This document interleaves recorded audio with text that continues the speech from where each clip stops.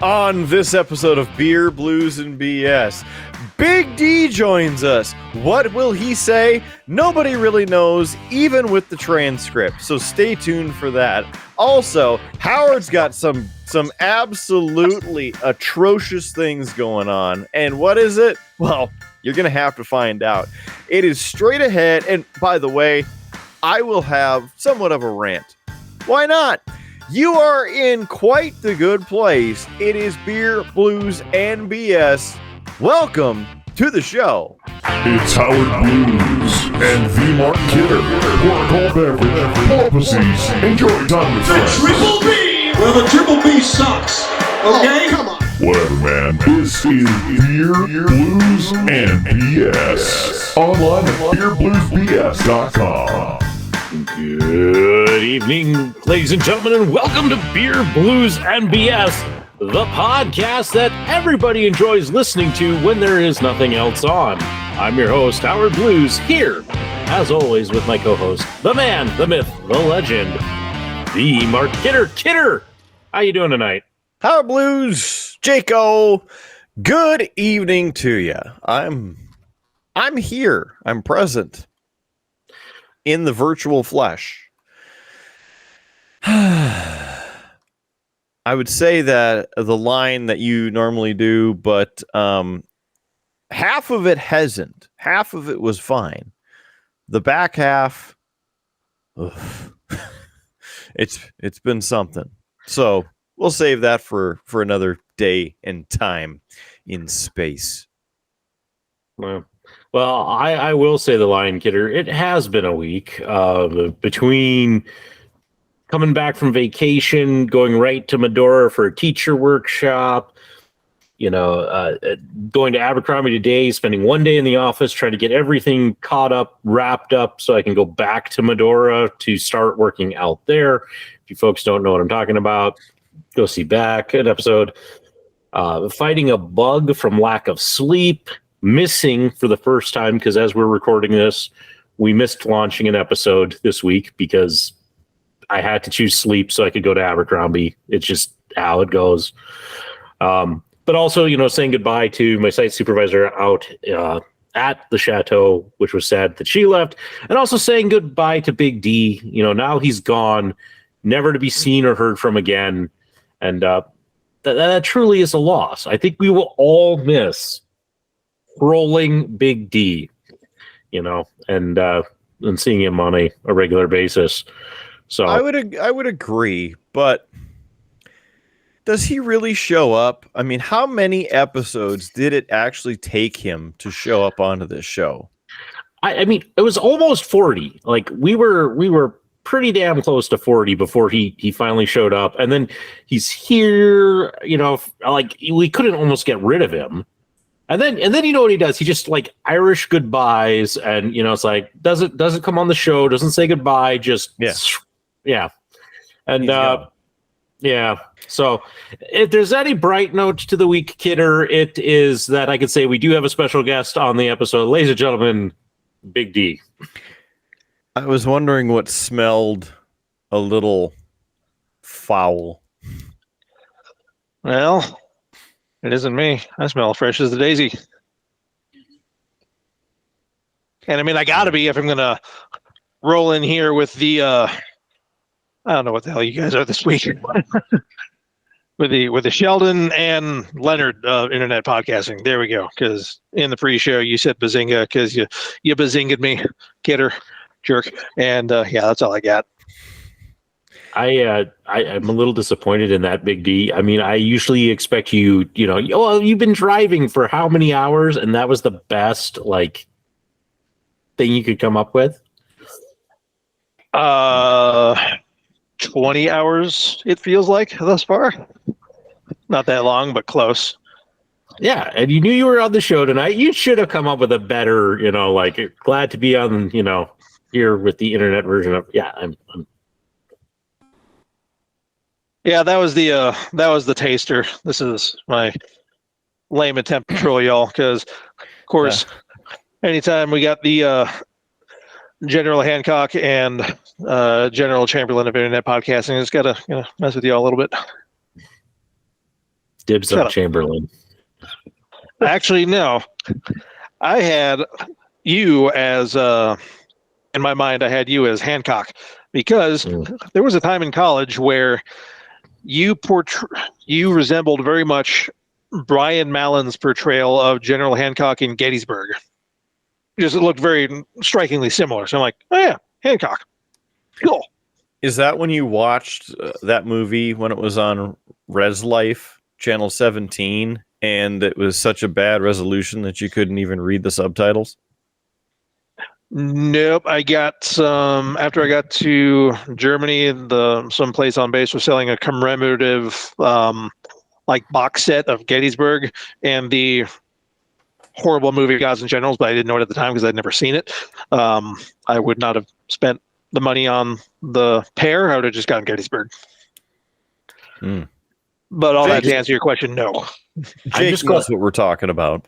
Yeah, I'm just glad that you saw that then after college, because I'm glad the nickname that stuck was Howard and not Hancock, because I don't know if I can approve of that nickname. Phrasing is that what we're doing here? I don't know what we're doing here. What we probably should be doing is Why are drinking. we here? Yeah, Capping.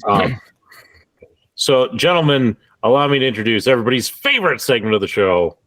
What's on tap? You know, I'm very disappointed because it's been a long time since somebody has bought us around. Or even bought us a beer. Like, a long time. I'm very disappointed. It has been a while. That graphic is getting very dusty. Yeah. So, if you'd like to buy us a beer or buy us around, it's very easy. beerbluesbs.com. beerbluesbs.com. Howard is he's got a lonely beer koozie there. It's almost holy and it's gone. I was almost going to make a religion joke there, and I stayed away from it because we're a down the middle show. We don't need any of that religion or politics up in here. So buy us a beer and help keep us on the right track. The correct track, not jumping the shark. So again, beerbluesbs.com. Click buy us a beer. You can type in the comments. We will put it on the screen if you're watching the video version, and we will read it for those of you watching and those of you listening. So please go on there. Buy us a beer. beerbluesbs.com. Please. Thank you. Bam. Appreciate it. So I think that out of the three of us, the one of us who deserves it the most is the guy who's been stuck in the car for over 20 hours in the past week. Here's the funny thing. That's all three of us. So, Big D, I think you have perhaps traveled the most in mileage because my flight does not count. So, take it away. What are you drinking tonight? Sure, yeah. So to your point, woke up in Grand Forks on Wednesday, drove to Bismarck. That was 4-ish hours. Then it was about 8 hours to Bozeman, and then it was about 7 hours to Boise today. Then I got another 7 to 7.5 out to Oregon tomorrow. I stumbled across this a kick-ass cocktail, Schilling hard cider, Mountain Mule. It's a 6.999% alcohol by volume. Yes, that is actually what it has written there. Repeating, of course. No, there is not that overbar. Lame. Wow. Ooh, this is vegan and gluten-free. The very reason I bought it. No.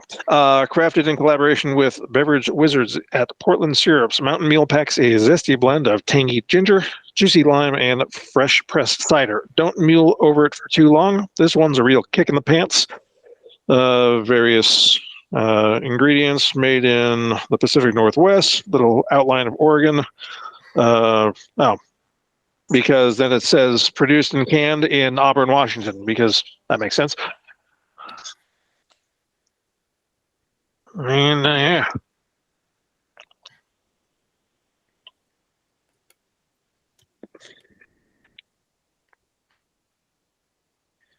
That's good. The ginger is kind of confusing. Makes you think it's right up there, but then now it's actually the peach. But then you can get the little aftertaste of ginger in there. So yeah, that's good.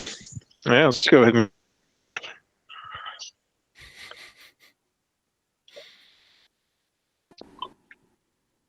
Shut up. What are you giggling about? I'm laughing because you were potatoing for a second and you had your own Daft Punk remix happening over there. Oh, This oh. So did you hear any of the description that I had on there? Oh yeah. Okay. To summarize, because apparently my connection is crap. Cider good into your mouth. Slurp. Anyway, Get her what you had drinking. just give Future Howard a great big pause to edit out. There you go, man. No, that's gonna be left in. That's there on purpose. What do I have left? It's quite the choice here. Long drink, summer shandy, or mountain time. No, I guess I do have a blue left, but let's do one of these here. Finish long drink. Big D, did you get to try one of these when you were in town? I did not. I didn't have anything over at the Howard's place. You could have taken one with you. Yeah, but I also have an agreement with Mrs. D that I don't drink alone. This podcast does not count. You knew you were going to be on the show when you left my place. You could have taken one. Touche. You magnificent bastard. Anyway, anywho, I will now live vicariously through Kidder's choice of beverage there. So, Kidder, describe it. He showed you, and had I known that you wanted one, I could have brought one too. But, it is gluten-free. It is gluten-free just for you. So I mentioned this on the show before, and of course, Big D would have no idea because he doesn't pay attention to the show. It's a traditional citrus, 5.5% alcohol by volume. It is gin with natural grapefruit and juniper berry flavors, as well as carbonation. The legend on this side of the can, long drink, is a top-selling category of alcohol in Finland, now available in America. The roots of long drinks go all the way back to 1952 Summer Games in Finland, when the country of only 4 million people was still recovering from the Second World War. Concerned with how to serve drinks quickly enough to all the visitors, the government commissioned the creation of a revolutionary new liquor drink. And so, the first long drinks were born. Now this legendary taste has finally been brought to America by the next generation of Finns who want the world to experience the refreshing and unique Finnish long drink. You can find them and more info at thelongdrink.com. And it's, according to this, canned by the Long Drink Company in Kannapolis, North Carolina, with the little Ball Corporation aluminum. I almost broke Howard with that. I don't know why. It's just, I don't know. The fact that it's become a thing just makes me chuckle every time. Especially when people who aren't really in on it then pick it up and do it too in the episode. It just brings a smile to my face. Cheers to those people, because it's funnier when they do it.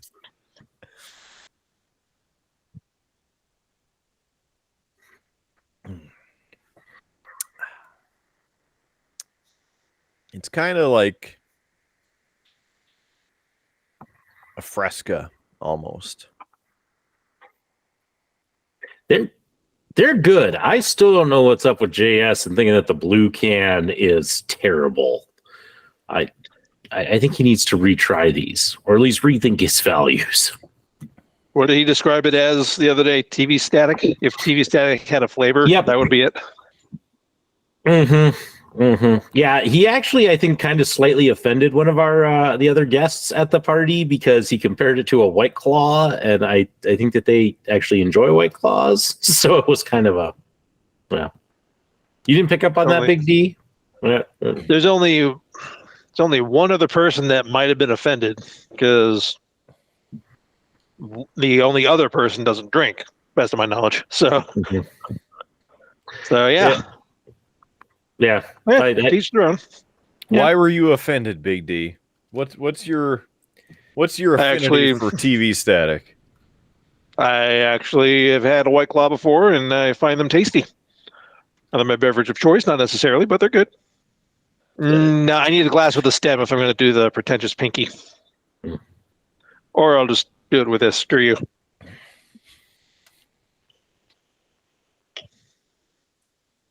I don't know what that was, but I don't know what it was either. Clearly, please don't comment. Yeah.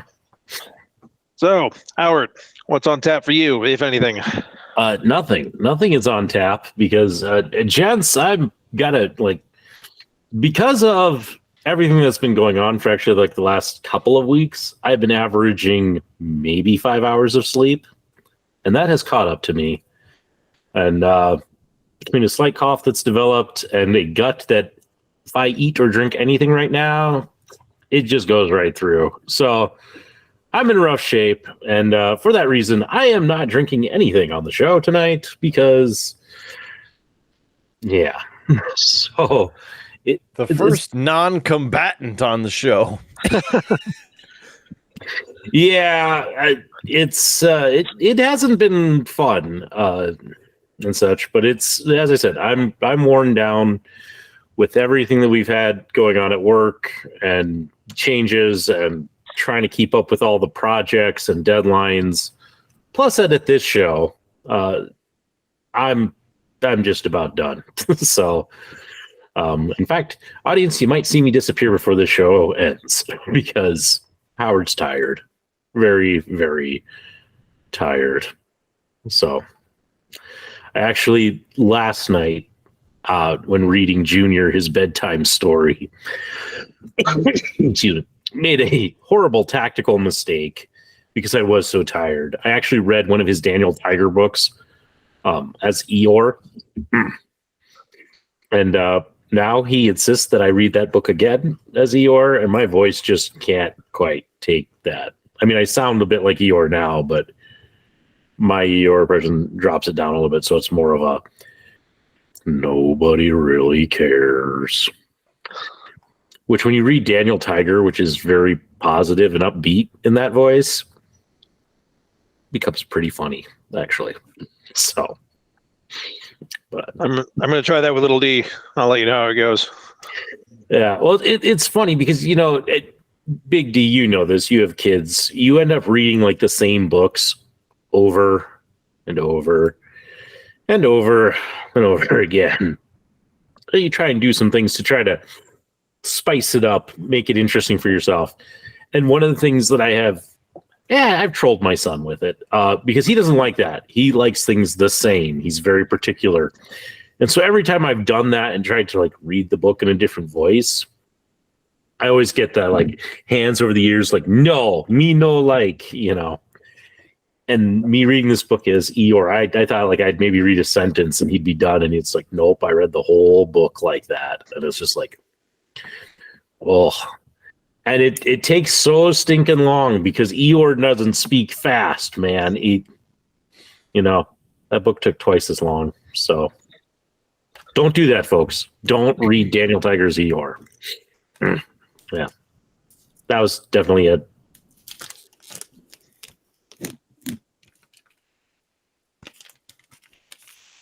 Ladies and gentlemen, we've reached the ASMR section of the show, aka Kidder eating jerky.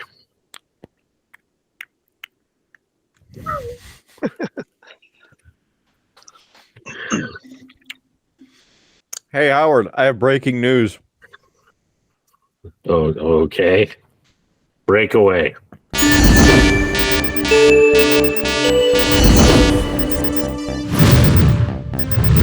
Did you hear that the Skywalk and UND was torn down? Yeah. That was my reaction too. I had no idea whatsoever. Yeah. I think you broke Howard. Now, Howard, did you also know that the whole Walsh complex was torn down? You hear that?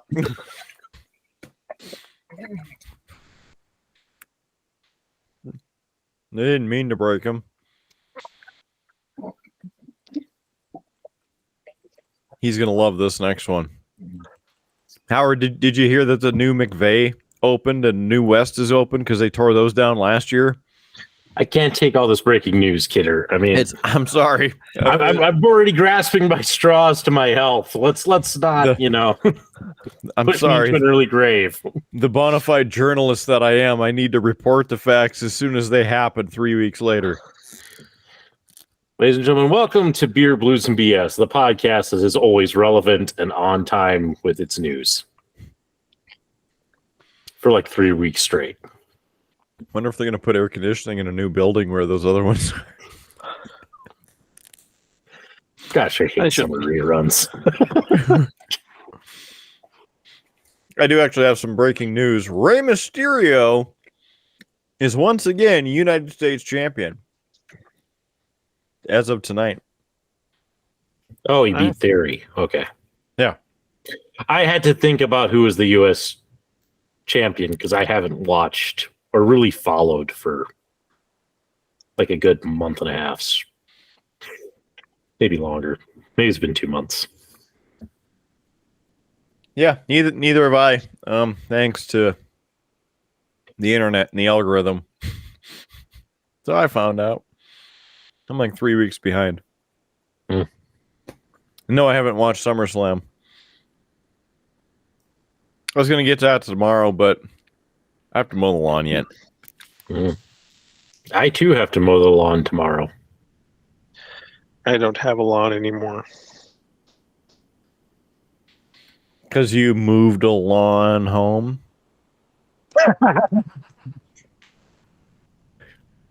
I think future Howard's going to trim that terrible pun out of this episode. Please do. That was a twofer. Number one, it was a lawn joke. Number two, it was a Star Trek Deep Space Nine joke for the Move Along Home episode. You're welcome, everybody. Only one of the worst episodes of DS9. Aller Moraine. Yep. I don't remember that one, but... Count yourself lucky. It was horrible.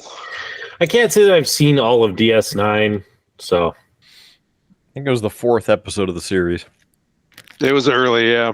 Yeah, and see, and I kind of started watching DS9 late into the series. So, like, a lot of what I remember of it was, like, Worf was when, like, Worf was added to the cast and such, so... And then it kind of like I caught bits and pieces of the Dominion War, but not enough to follow what was going on. If I recall, because I was watching it when it aired when I was a kid. Was the convenient time to actually like catch episodes? So like, it might have been on at like the same time as one of my siblings' shows or something like that. So. I like what I saw, but yeah. Go right ahead, Big D. Sorry. I was just gonna say, in my house growing up, Star Trek superseded everything.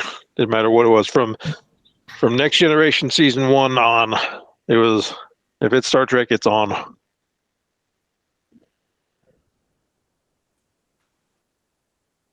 It's good. It's good. I like it. Yep. I like it. Hey, speaking of Trek. Remember, talked about going down to Las Vegas and enjoying quite the trip. Wait, you were in Las Vegas? Oh, yeah. You didn't see the Kidder's logs? Is that breaking news? Could be. I think that's breaking news. Kidder was in Vegas? That joke's going to get really old really fast. It's going to be funny because you're going to hate yourself more and more as this episode goes on. That's why I might bow out of it early. Yeah, pretty soon we're going to be breaking news, as in, it's just going to be broken.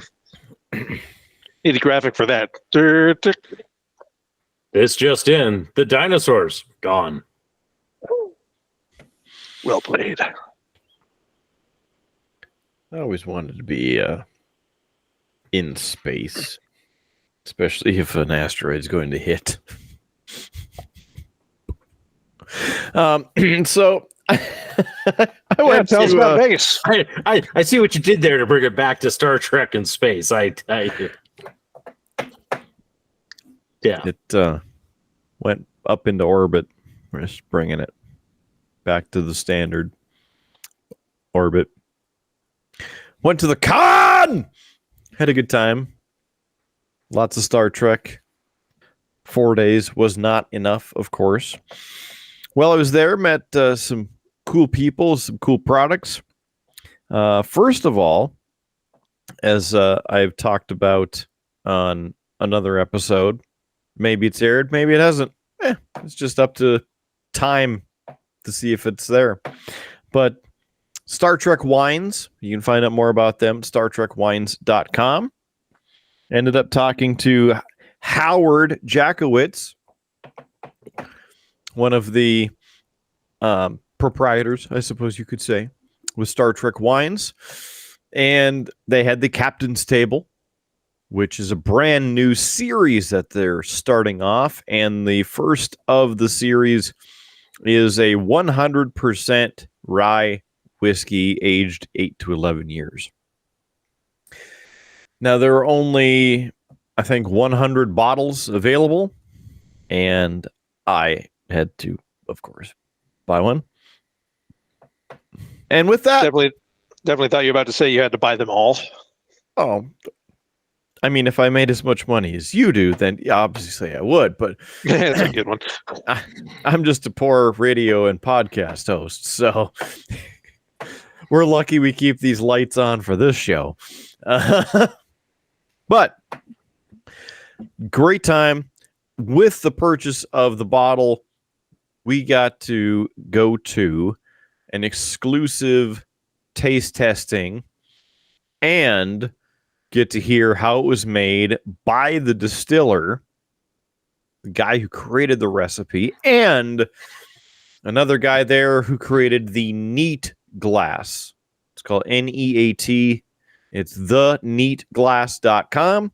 You can get your very own glass. I don't have it down here at the moment, but after tasting and sniffing the whiskey out of that glass, that's going to be my go-to whiskey drinking glass, because it takes the ethanol fumes out of it. Essentially, it separates the gases, and so when you swirl your glass of whiskey, bring it up to your nose, you are getting the true scent of the whiskey, and you can really smell and then taste all of the flavors in the whiskey of whatever or bourbon, whatever you want to drink there. So get your own glass at theneatglass.com. Very cool there, and good guy to get to talk to.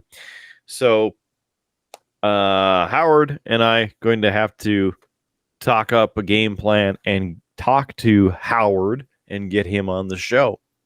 He said he'd be willing to come on and chat about things. So I would be excited about that. If you would be excited about it, drop a comment below at Star Trek Wines. They also have a ton of other franchises that they make wines for. No, I don't know if they make a Star Wars collection of alcohol, but the Captain's Table is the new one for Star Trek anyway, and the whiskey 100% rye. They also have a Cardassian Canar Captain's Table blend, and I bought one of those. Big D, you may or may not be able to see through your potato vision. I have an empty bottle of Canar over here. It's off the screen. God dang, freaking potato. So, I've talked about it before on the show, but this glass piece was molded off of one of the set props that was used in corks, and you would see the Cardassians drink the Kanar out of. Of course, the nice detailing on the base of the glass, and it is glass, so very sturdy. And then it actually has the story about the Kanar, the production of Kanar, as it was and is in the universe. Other than that, perhaps a bottle of Chateau Picard. Yes, you can buy the authentic Chateau Picard, as brewed by Admiral Jean-Luc Picard and Star Trek Picard, and this variant is what the bottles were switched to in season 2 of Picard. True replica, not only in the bottle, the shape, the design of the fake wax on the top, but the whole print on the front as well. And this is a red wine, and it's a pretty good blend. The company overall is Wines That Rock. But this, interestingly enough, it came from the wine that they have in here is from the Chateau Picard. There is a real Chateau Picard in France. And so this was imported legitimately from the Chateau Picard. Hilarious, because it's been going for generations, even before Picard in the series was involved with the winemaking family. So, interesting piece for you there. And another one, Andorian Blue. This had a very nice color because the whole bottle was filled with the blue Andorian Chardonnay, and founded in 2161 by an alliance of humans, Vulcans, and Andorians and Tellarites. The United Federation of Planets has long recognized the core principle of mutual cooperation. Grapes vinted for this elegant Andorian Blue Chardonnay were grown in the vines, traversing rolling hillsides near one of the oceans of planet Earth. Florals similar to those found between the Vulcan and Andorian systems burst forth with a refined acidity that balances ripe citrus aromas. This wine pays homage to the history and mission of the Federation, a dream that became a reality and spread throughout the stars. So, nice packaging, and the cool thing with the cork has the Andorian logo on it, and of course on the sides you can see the Star Trek wine right there.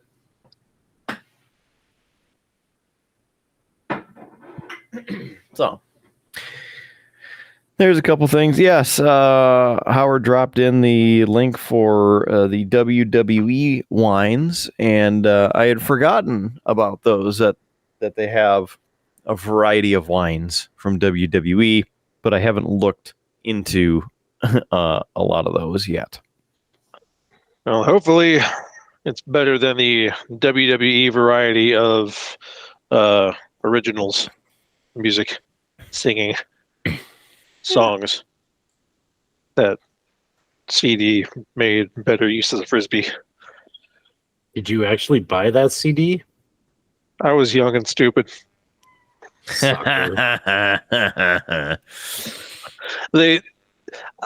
I would say that it was worth it for Chris Jericho's Don't You Wish You Were Me, because that song makes perfect sense given his character at the time, and it's awesome. So yeah, that is the only way I justify to myself 20 years later having wasted money on that disc.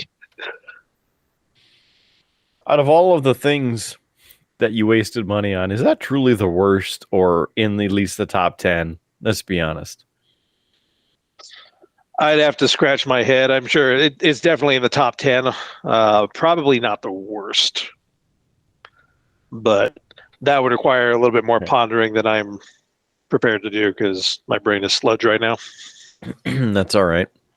As a side note, in the airport on the way back in Denver, walked by one of the gift shops or the airport type stores, and there was a box of kids' toys, and they were USPS mail trucks, and I thought about buying one for each of you. Or stealing it on your behalf. But I didn't. So anyway, so next, another place and booth who I talked with, they're from the Federation of Beer.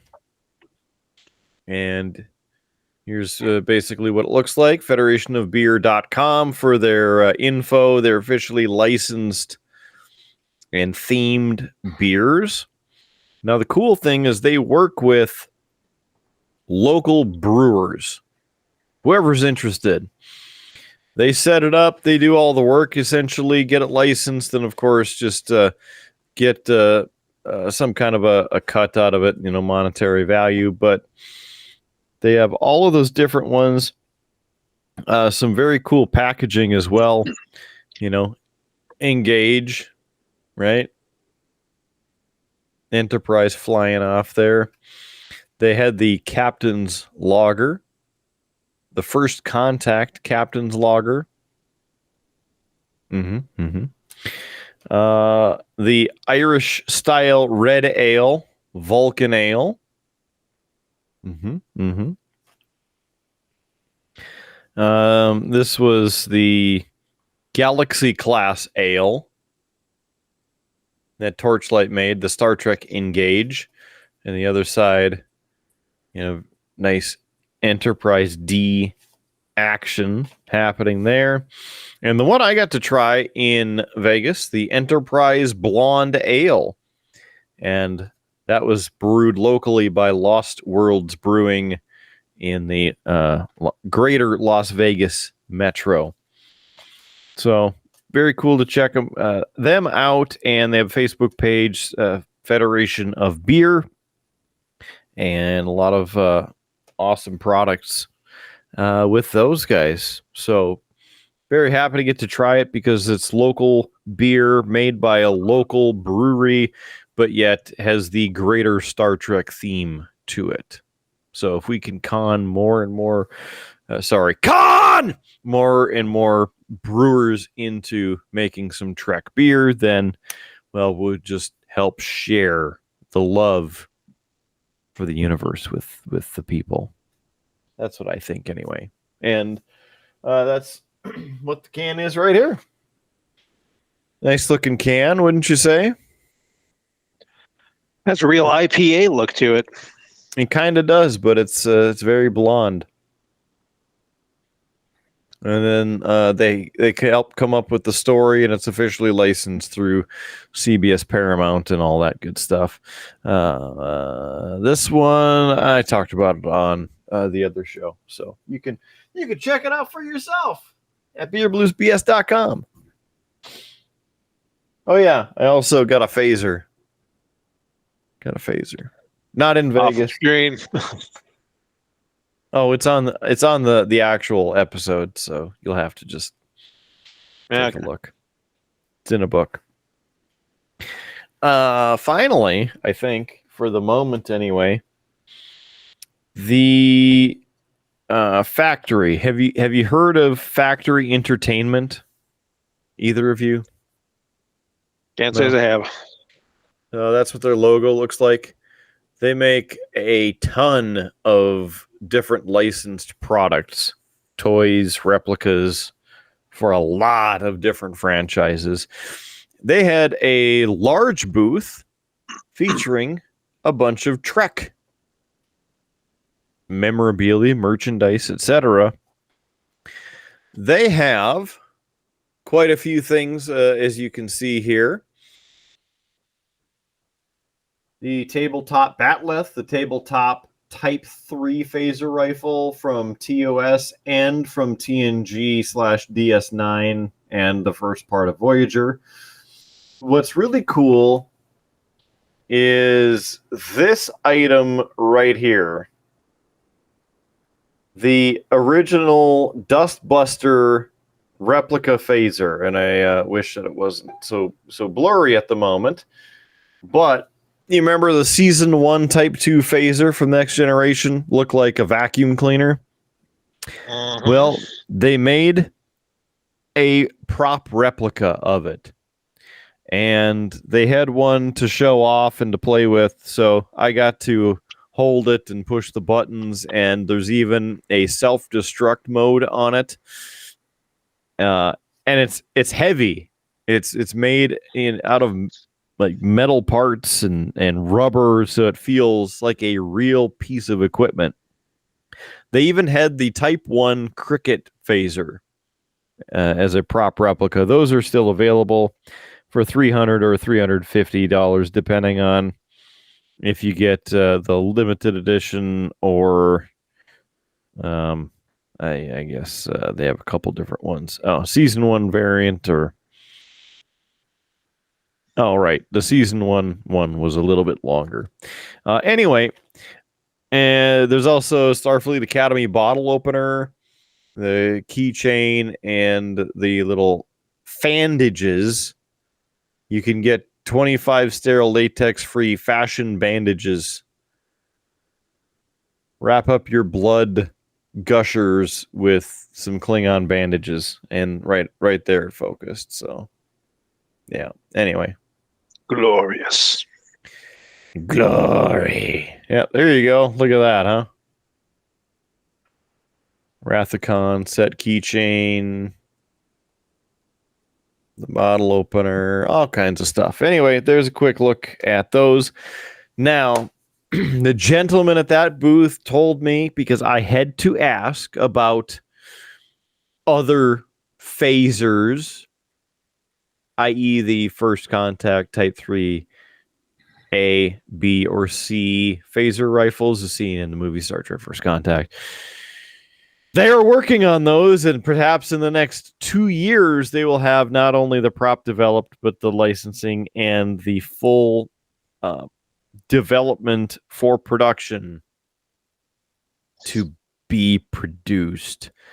I'm so stoked. Also, you notice that they had the Season 1 phaser, Type 2 phaser. They had a display model because they are nearly complete with the development of the Cobra phaser, the Type 2 phaser that was used in the rest of the Next Generation and into the beginning of Deep Space Nine and the beginning of Voyager. Awesome. They looked really good. They're also working on a medical tricorder from the Next Generation. So it'll be like Beverly Crusher head. You too can scan for life forms if you would like. So cool stuff coming from Factory Entertainment. They're online at factoryent.com.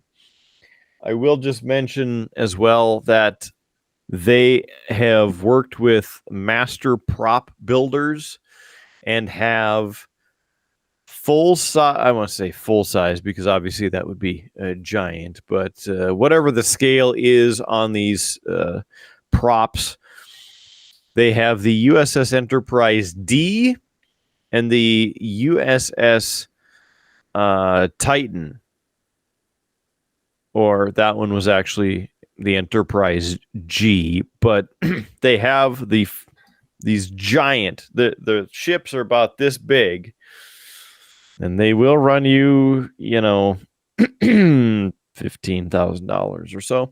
But they're made by master prop builders, and essentially Howard could get his green screen, do the whole setup, create an entire Star Trek series. He would just have the model there. It's fully lit. It blinks. It does the things. It does the creeps, the beeps, and the sweeps. All of that. It's very cool. simply amazing to look at it under the glass box. But they're really cool. Just awesome to see in person. Sounds pretty legit. Mm-hmm. Oh, I should mention these. I almost forgot. If I back up to the Federation of Beer, they also had these pint glasses, except they're 12-ounce glasses that are shaped like pop bottles.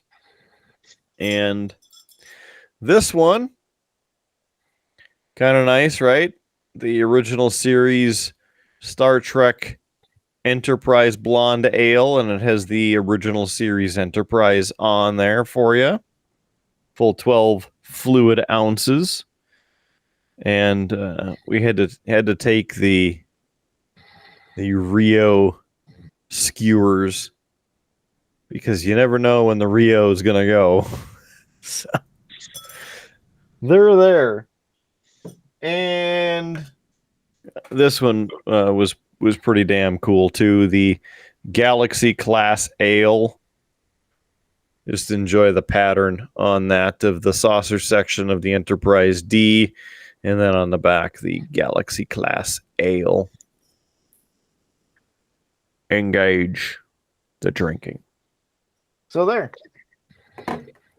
Couple cool things. Brought back from the con. Even found a name tag. So I can go to work. Get another job. And I know you haven't seen it yet, but I should mention this. Brother Nico got this for my birthday. It's a tea box. And then it actually has how to brew Earl Grey tea on the side of the tin. So, and now you will get ads for that in your feed, like I did. Mm-hmm. Rio. Her name is Rio, and we can't actually sing that song. What else do you guys want to know?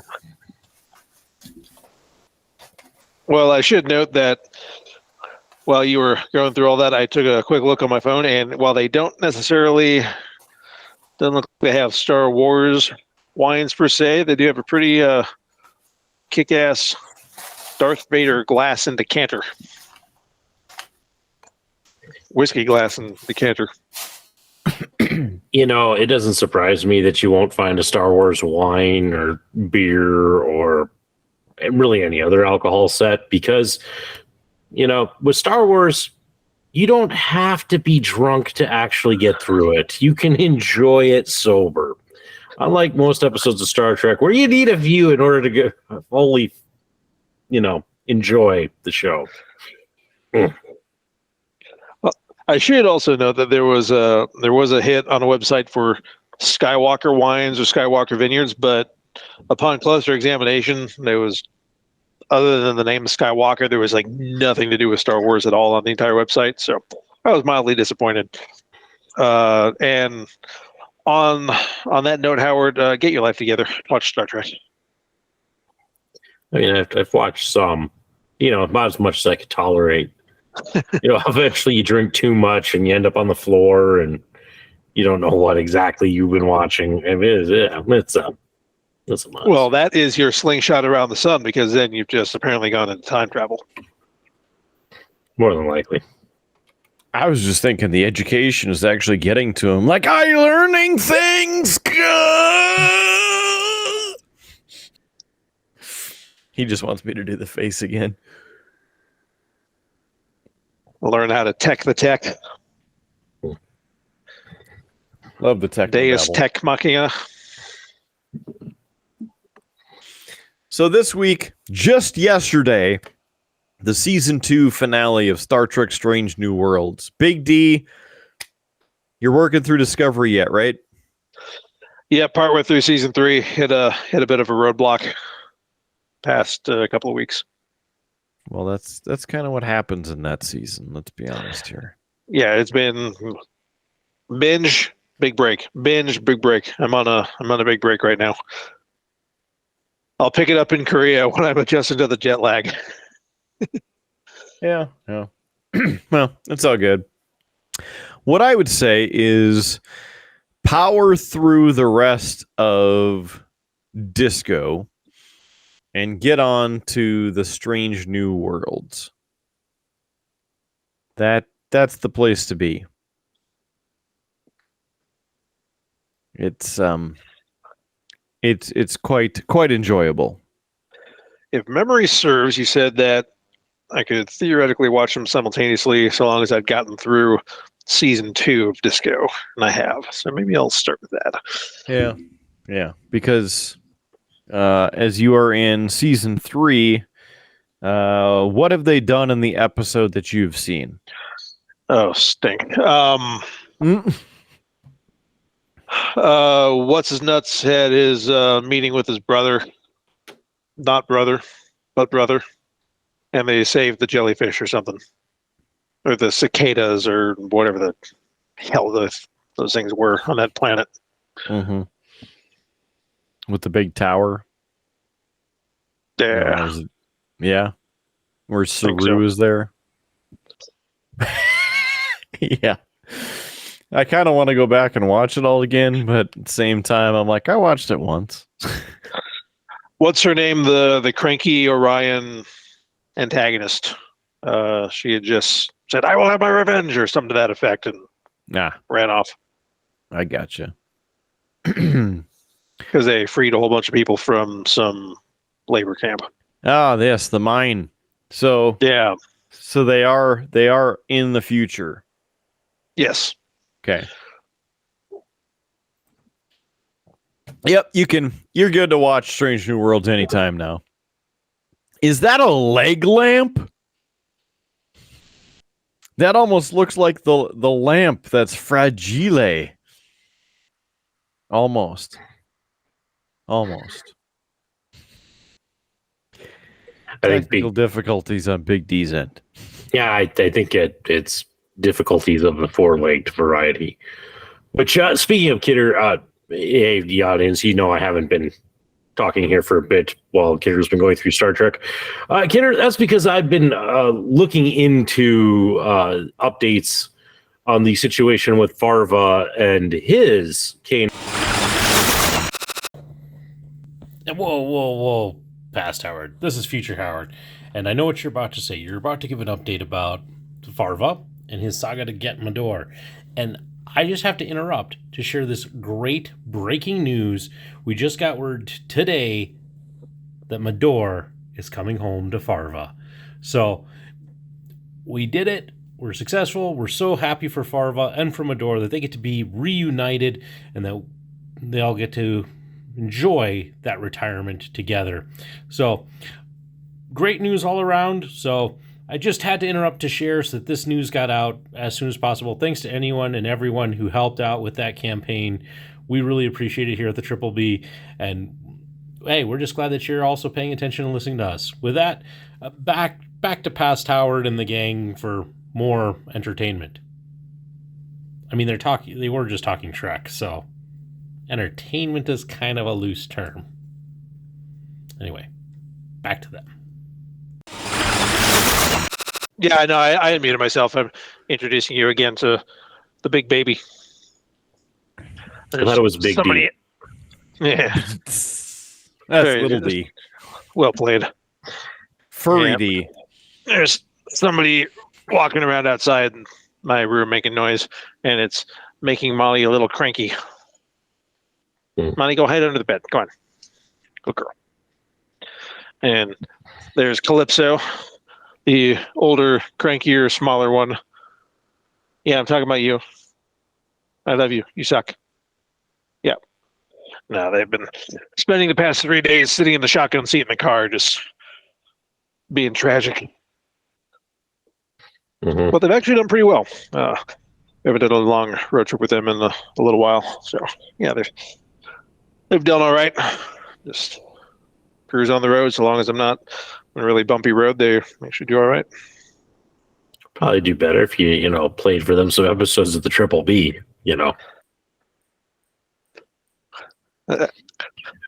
See about getting one or two tomorrow. Most, I know it's completely not the direction this podcast goes, but largely it's been theological and political podcasts I've been forcing them to listen to.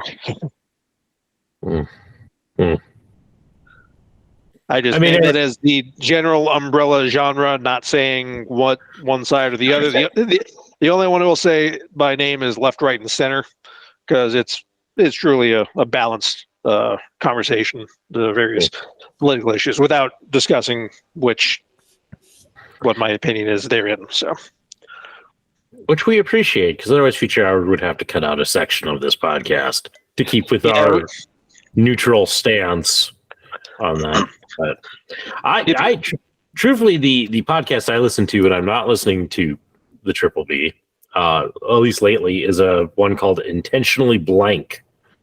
And I would highly recommend it for anybody who, needs something different to listen to. It is by Brandon Sanderson and Dan Wells. Brandon Sanderson is a science fiction and fantasy author who you may have seen in the news recently because he did a Kickstarter that brought in like $20 million for 4 books. You might also notice I have 3 of them right there. So the 4th one's coming 4th quarter this year. Anyway, he is a New York Times bestselling author, and because of all of his success, he is on a very regimented schedule with everything to keep up his productivity and such. And so he sets aside every week like an hour to an hour and a half to just sign all the things he needs to sign. So he just sits there and has to autograph things. And he gets really bored doing it. So he invited his friend, fellow author, Dan Wells, to join him. And they just chat, much like we do on this show, except a little bit cleaner and family friendly. But it's what really makes it interesting is they're both writers. And so they'll like review pop culture things, but from a writer's perspective. And that makes it interesting. They also tend to do a lot of food heists. So they report different food heists that have happened around the world, which is interesting. The other segment that I enjoy is they do a bad story idea, where one of them will share just a terrible story idea that they had, that like could maybe be a book, but it's just too terrible. And they try to workshop it to actually try and make it work. It usually doesn't, but it's usually pretty comical. So if you need something on the lighter side, Big D, I enjoy it. They're pretty funny. I'll check it out. Yeah.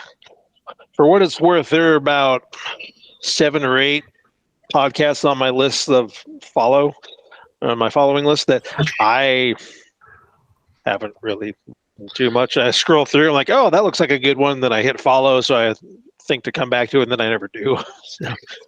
Yeah, I like this show. I go through phases in what I want to listen to. So, but usually, like right now, if I'm working just around the house or such, I put on our show just because I can. That's kind of fun for me to listen around the house. He works around the house. Is that a fat joke, Kidder? It needed to be said.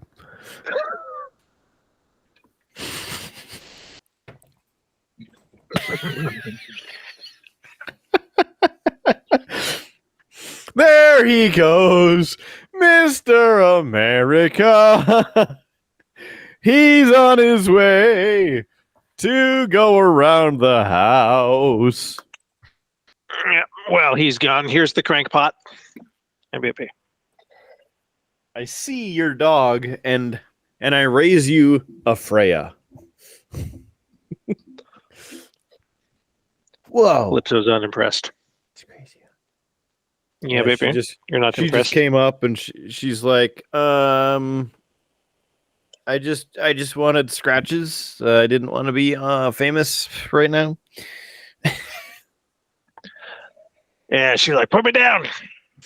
I was sleeping. Kinda. Well, she came over to me. She wanted some scratches, so. Yeah, Calypso did not. Yeah. He's a cranky, cantankerous little thing. You like that tent? Teepee Howard's got over there? That was pretty cool. Let's see, which I button? don't think he's coming back. This one. Now I found it. There we go. He's back. Hey, what's up, Howard? Here, talking to the microphone. Here. There, right here.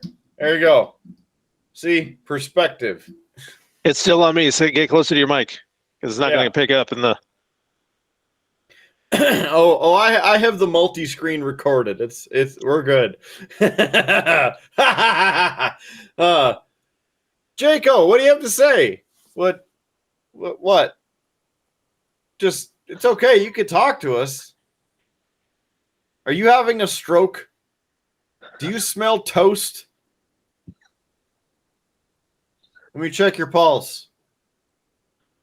I'm not getting much. Maybe you should start doing some laps around the house. There, it's a secondary around the house joke.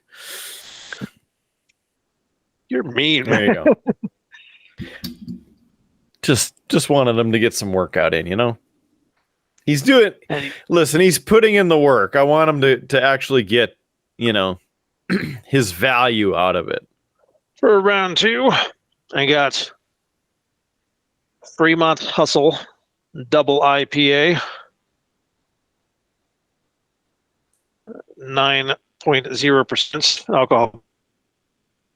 Brewed in Seattle, Washington. And doesn't really have anything in the way of description.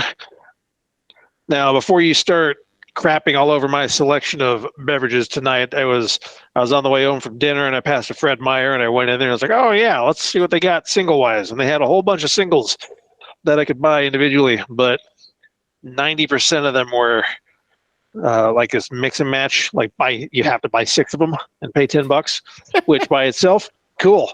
But for the purposes of podcasting here and having only 2, not so much. So fortunately, they did have these that I haven't tried before. So let's see here.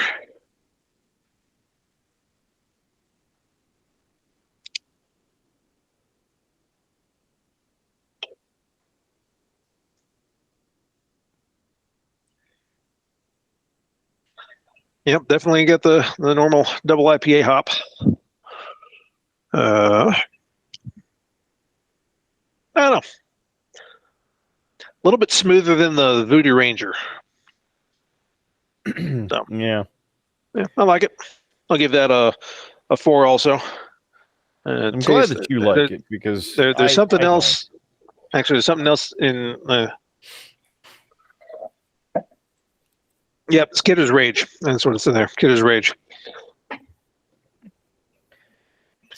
Definitely an IPA rage. Yeah.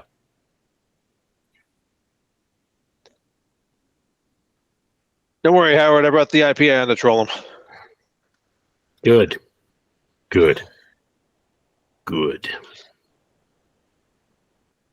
One of these times he'll fall to the dark side.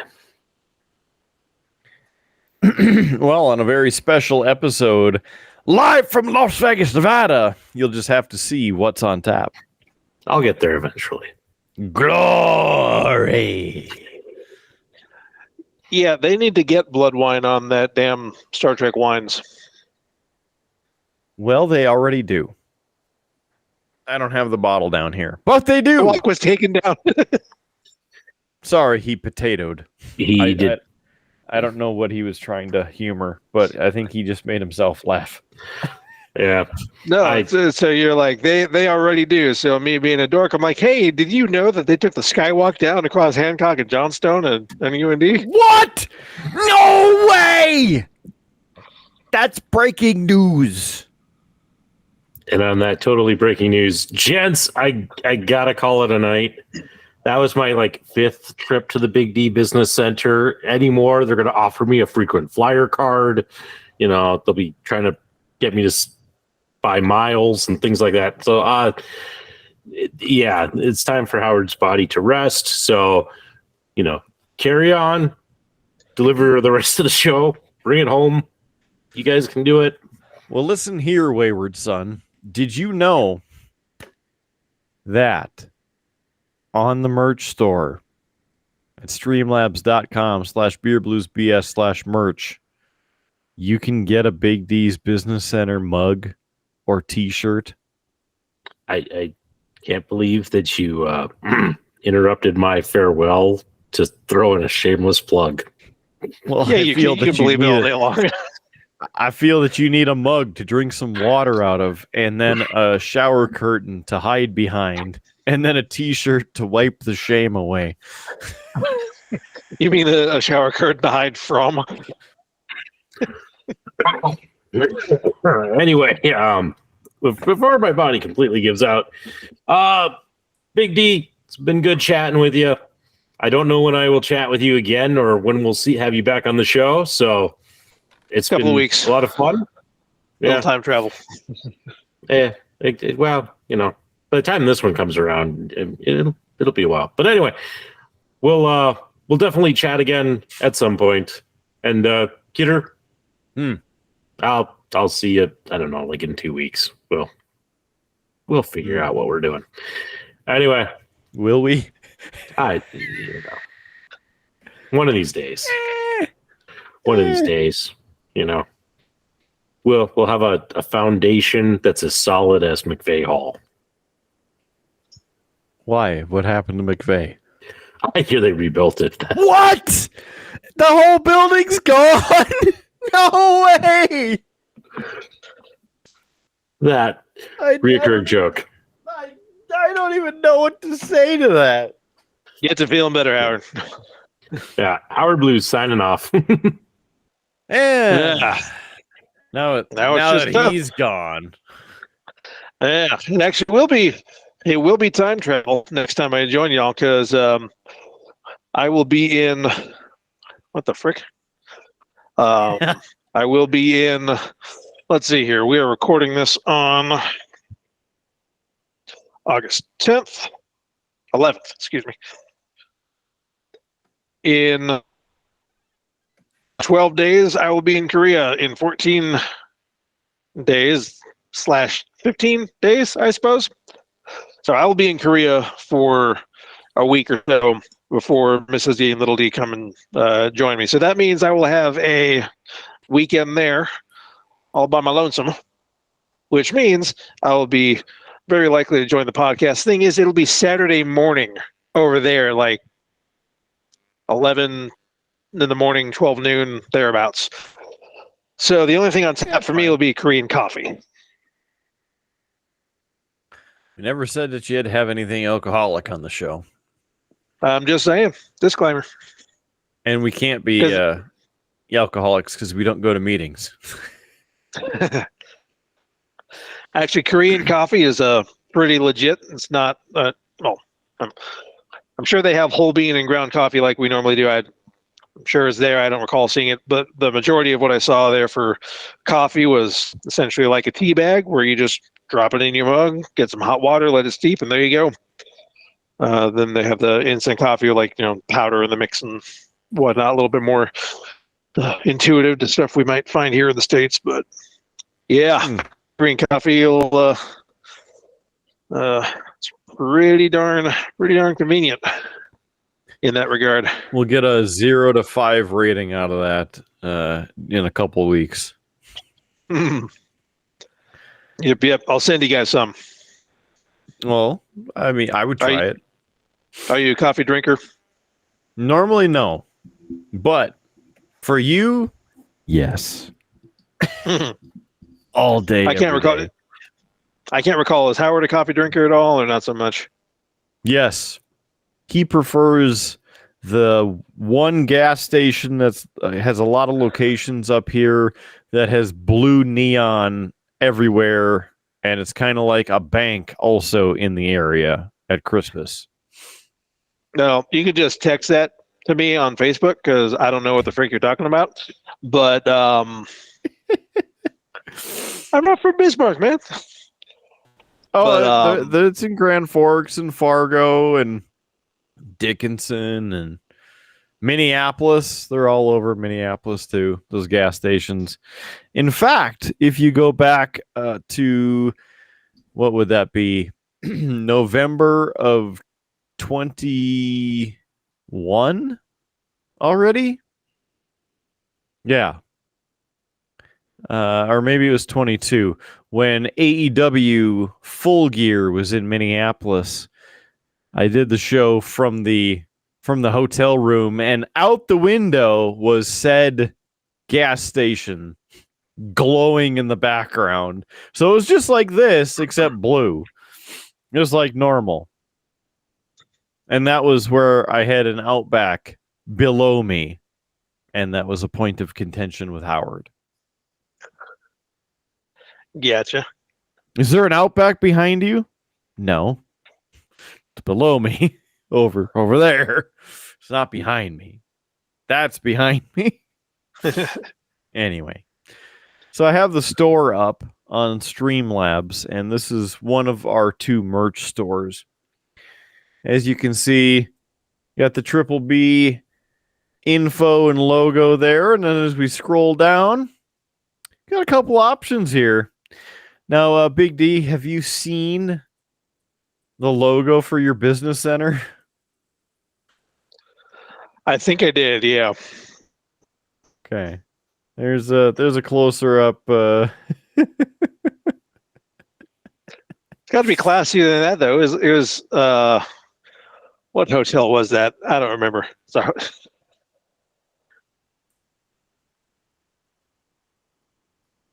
Yeah, that's pretty good. I need to.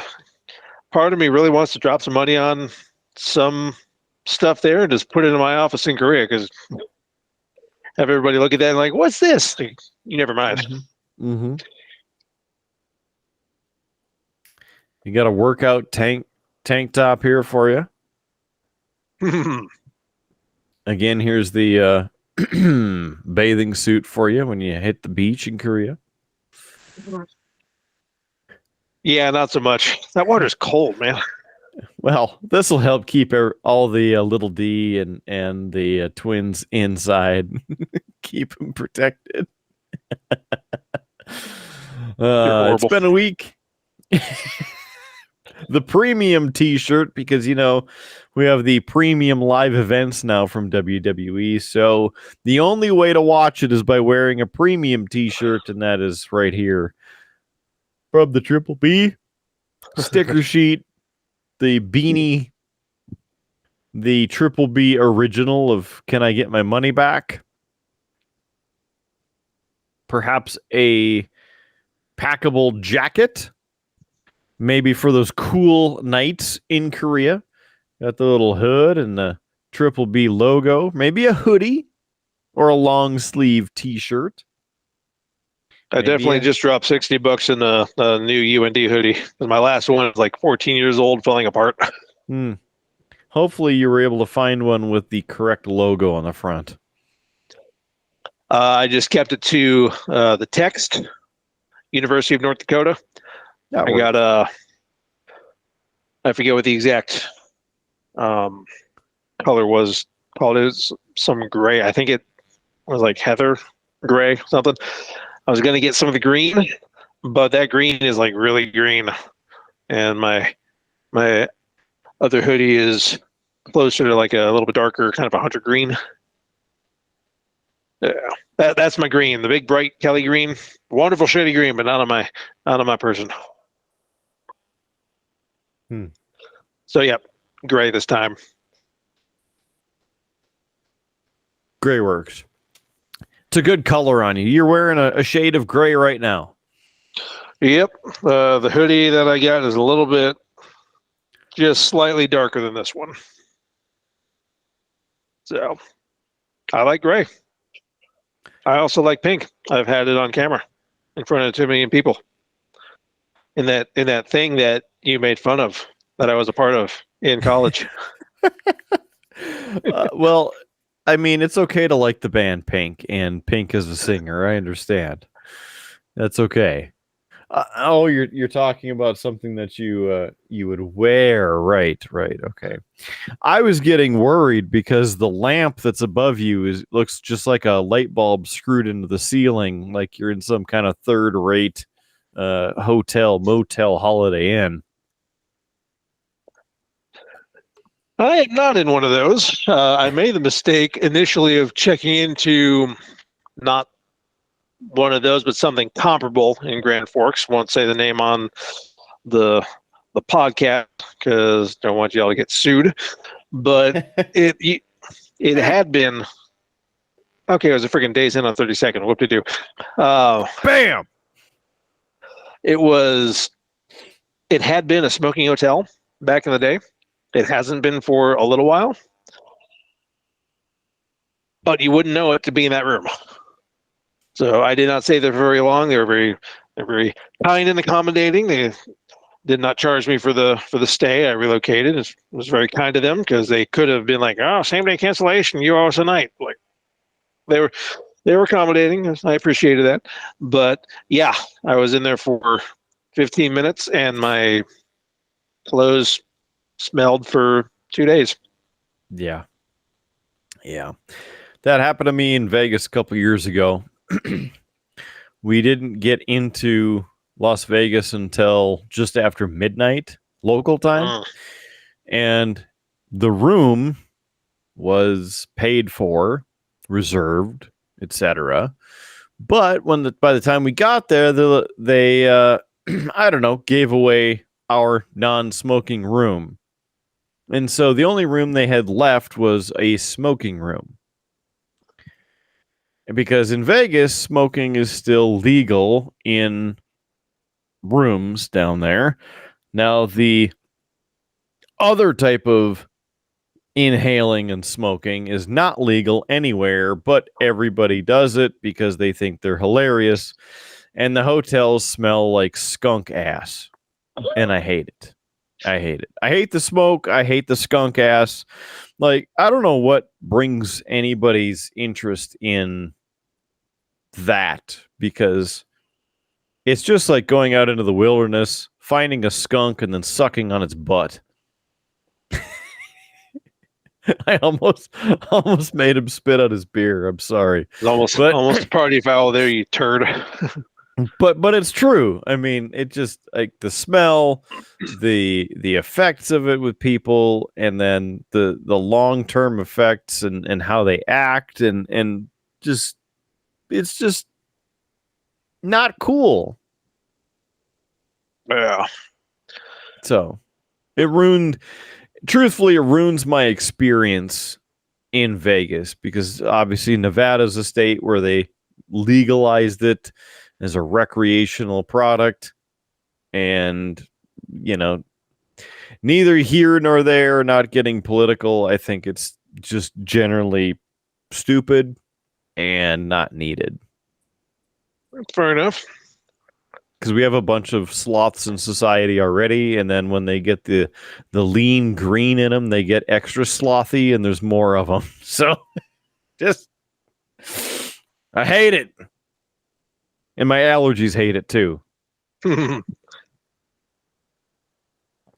Yeah. Anyway.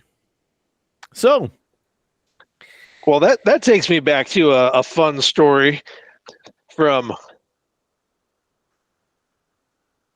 sophomore year, maybe, where I finally found out why you didn't like me, because you thought I was a partaker. You just looked at this face made for radio, and you're like, he looks like he looks like one of the nah. But then we had a nice heart to heart, like long hair then too. So longer, I tried shaggier. So yes and no. I tried to go from high school graduation to my 20th birthday, which would have been like right at 18 months, without getting a haircut. And at the time, I think I got down to, if I pull my hair forward, it got down to about here. But then I had the realization, I'm living in North Dakota. and I don't have a hairdryer. And oh yeah, it's February, so I finally gave up and I went and got a haircut, and that's the only time my hair's been that long. It Yeah, was me right too. it was right in that awkward stage where it's short and it looks good, and it's long and it looks good, but in the middle it looks like straight trash, and I was stuck there. So That must have been what it was. Because that was 20 years ago, and man, I don't remember what I did last month. So it is one of those things where we live, laughed, and then loved. 2 out of 3. Okay, no laughing, but we have since lived and moved on with our lives. Mail trucks have been stolen and returned, and So I'm in the middle of unloading my house, and a couple weeks ago or last week, whenever the frick it was, time warp, and for whatever reason, outside my house, which I don't know if, yeah, if you think on the neighborhood west of 29, but north of University, Northwest Grand Forks, that's where I lived, but not right on Gateway. It was about half a mile to Gateway. So residential area, not like the incident story. That is the story, not like the story of the incident that didn't happen because we were trolling people. Out of nowhere, right in front of my house, 3 mail trucks. I'm like, what the? too bad What you is didn't happening take a picture for this show. I did. I sent it to Howard. I'll send it to you. Oh. I sent it with a caption. It's like they just. Oh no, I didn't send a caption. I took a video. That's what I did. It would be even more hilarious to me if there were multiple USPS trucks and then UPS showed up and suddenly FedEx came down the street the other way, and then it's just a conglomeration of delivery services, and you're just waiting for things to go down in the middle of the street that shouldn't be happening. Waiting for a showdown. So this is outside of Big D's conference center. It's like they're just asking for a little joyriding. It's like they don't know what they're doing. That's great.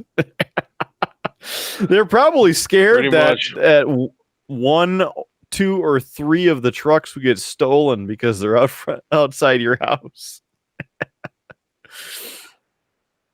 July 31st. Okay, so that was right before. That was a couple days before the movie showed up. So I was in the middle of sorting all the crap in my house.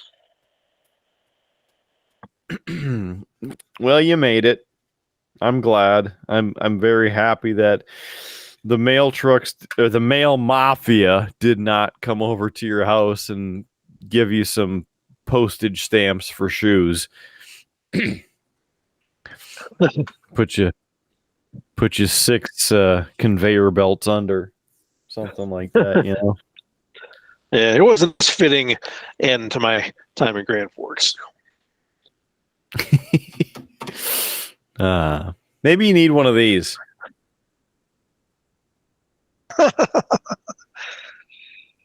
If you can tell what that is. Speaking of tech, the tech, right? I know that is where holograms can baldly go where no hologram has gone before. Yeah, that's know what that's like. Correct. I do, because I was wearing it in Vegas. That's how I got there. Here's a cool patch for you. Nice. This is a limited edition patch, and of course, if you didn't know, the red and the blue lines there are to represent the Rio, because they have red and blue neon stripes on the side of the building. Rio was the venue, I take it? yes, the excuse me, the Rio All Suites Casino and Resort. Because every room on the property is a suite of some kind. Nice. Now we just need Future Howard to throw in a dollar to like a cash register for the money y'all get for. Yeah. And while you're there, I didn't try to use these this time, but while you're there, you can go to the Voodoo Rooftop Nightclub. Yes, it is on top of the Rio, and you can see pretty much the entire strip. And there you go, complimentary admission for ladies. Yeah. Mm-hmm. It's on the 51st floor of the Rio. Cool. So you're up there a little ways, and it is good time. Also, early in the day, I was a chief warrant officer. Come on. I'm going to need a little bit more context there. That's not a warrant officer. No? Chief petty officer? There you go. Senior chief petty Okay. officer. Senior chief. See, that's why I have you for clarification. Our Jake doesn't have warrants. I know this means nothing to you, and that's okay.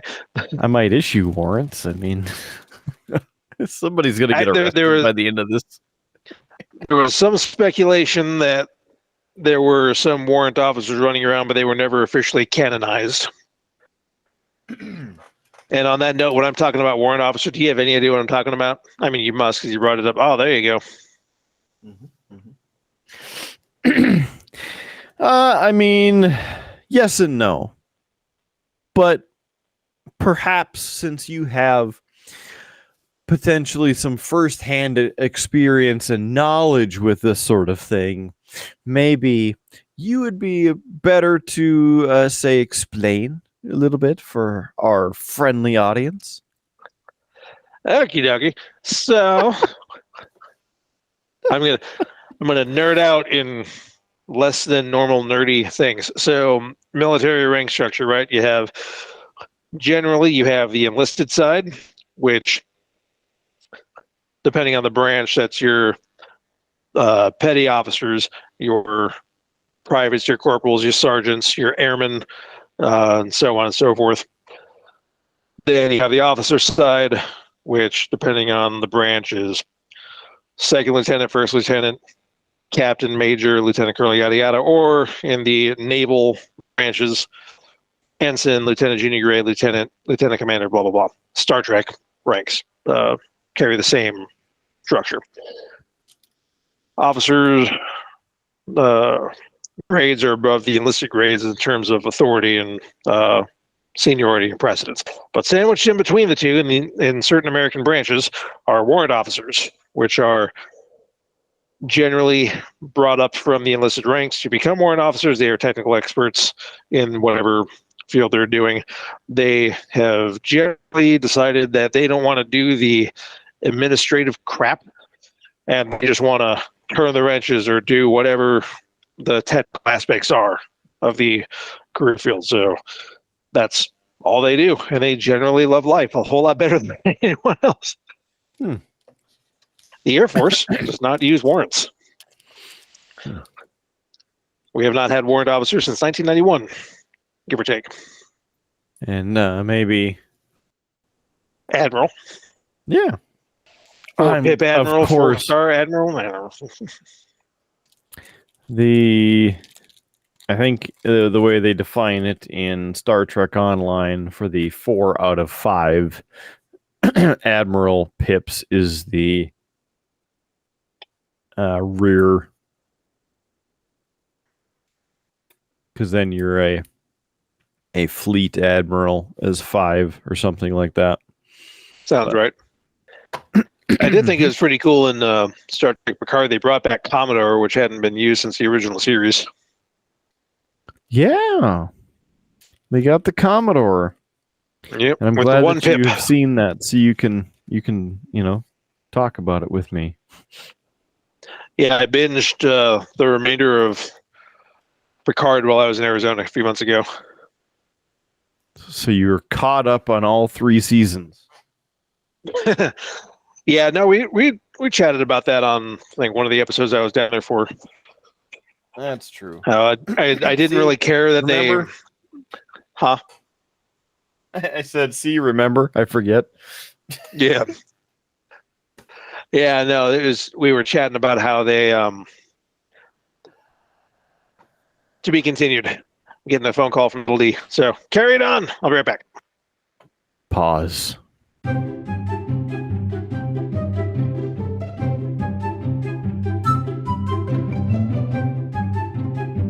That was a 20 minutes. Well, there we go. Yep. I started watching On Patrol live. Called in. He's going to bed right now. He's not feeling too good, unfortunately. He's got some sort of cold that he's been battling for a couple of days, but I think he's on the tail end of it. Hopefully he'll be over it tomorrow when I get in. So I completely forgot what I was about to go on about. Season 3 of Picard. Oh, yes. So now who's the one who can remember? Yeah, season 3 was fun. I liked it. Because of the big nostalgia moment that every Star Trek fanboy and fangirl dreamed of, to have the original, or excuse me, the Next Generation cast all together back again. I can look past the fact that they completely backtracked the story arc of the Borg in season 2 with whatever the hell that was in season 3. But I mean, the way that they put together, if you treat it as a standalone season, completely separate, alternate timeline. If you treat season 3 as such, then yeah, it was fun. It was fun to see them all back together again. Even if it was shoehorned in one of the most corny ways possible, it was still fun. Mm-hmm. Mm-hmm. I mean, I felt they did significantly better. You know, season 3 of Picard was the actual first season of Picard. The other 2 were just meandering sci-fi stories that had a Star Trek theme. I also thought it was interesting about how season 2's Borg arc and romance arc was just there, and then it's gone. And they didn't talk about it at all in season 3. And as you watch, the previous episodes of this show, you hear me talk about how pissed I was about Rios staying in the past and them not keeping him on as captain of the Stargazer, because that would have been a fantastic show. Yeah. He's a great actor. Now, here's the hope, because at the con, of course, I was just there. Terry Matalas, the executive producer of Picard season 3, confirmed that they wanted to go in a different direction, make it more Trek-y feeling, and make it more true to the Next Generation and their characters. Okay. Next piece, that stuff, happened in the second season, and they didn't address it in the third season. So if, and hopefully if, because there's over 30,000 signatures for the spin-off series Star Trek Legacy, and whatever they decide to call it, if it is that, great, whatever. 7 of 9 is captain. Rafi is the second in command. And then you have Jack Crusher and Geordie LaForge's daughters, and et cetera, right? Like, you get the whole new crew, get them to do the show. What a great way to go revisit Girardi of Borg and whatever the crap that porthole into the next universe is that she's in the Borg ship is sitting by the end of season 2. Okay, you can go investigate that story. Plus, you can potentially bring Rios back because you have to go back in time and pull him out right before his death because he's needed in the current day of the future. Bam. Bring him back into the series. Also, the idea, and if you pay attention to the dialogue and the visuals of Admiral Ro Laren, as the shuttle is going back toward the Intrepid, the communication ends before the shuttle explodes. So it is possible that she's not dead. And this is what the showrunner said, Terry Metalis.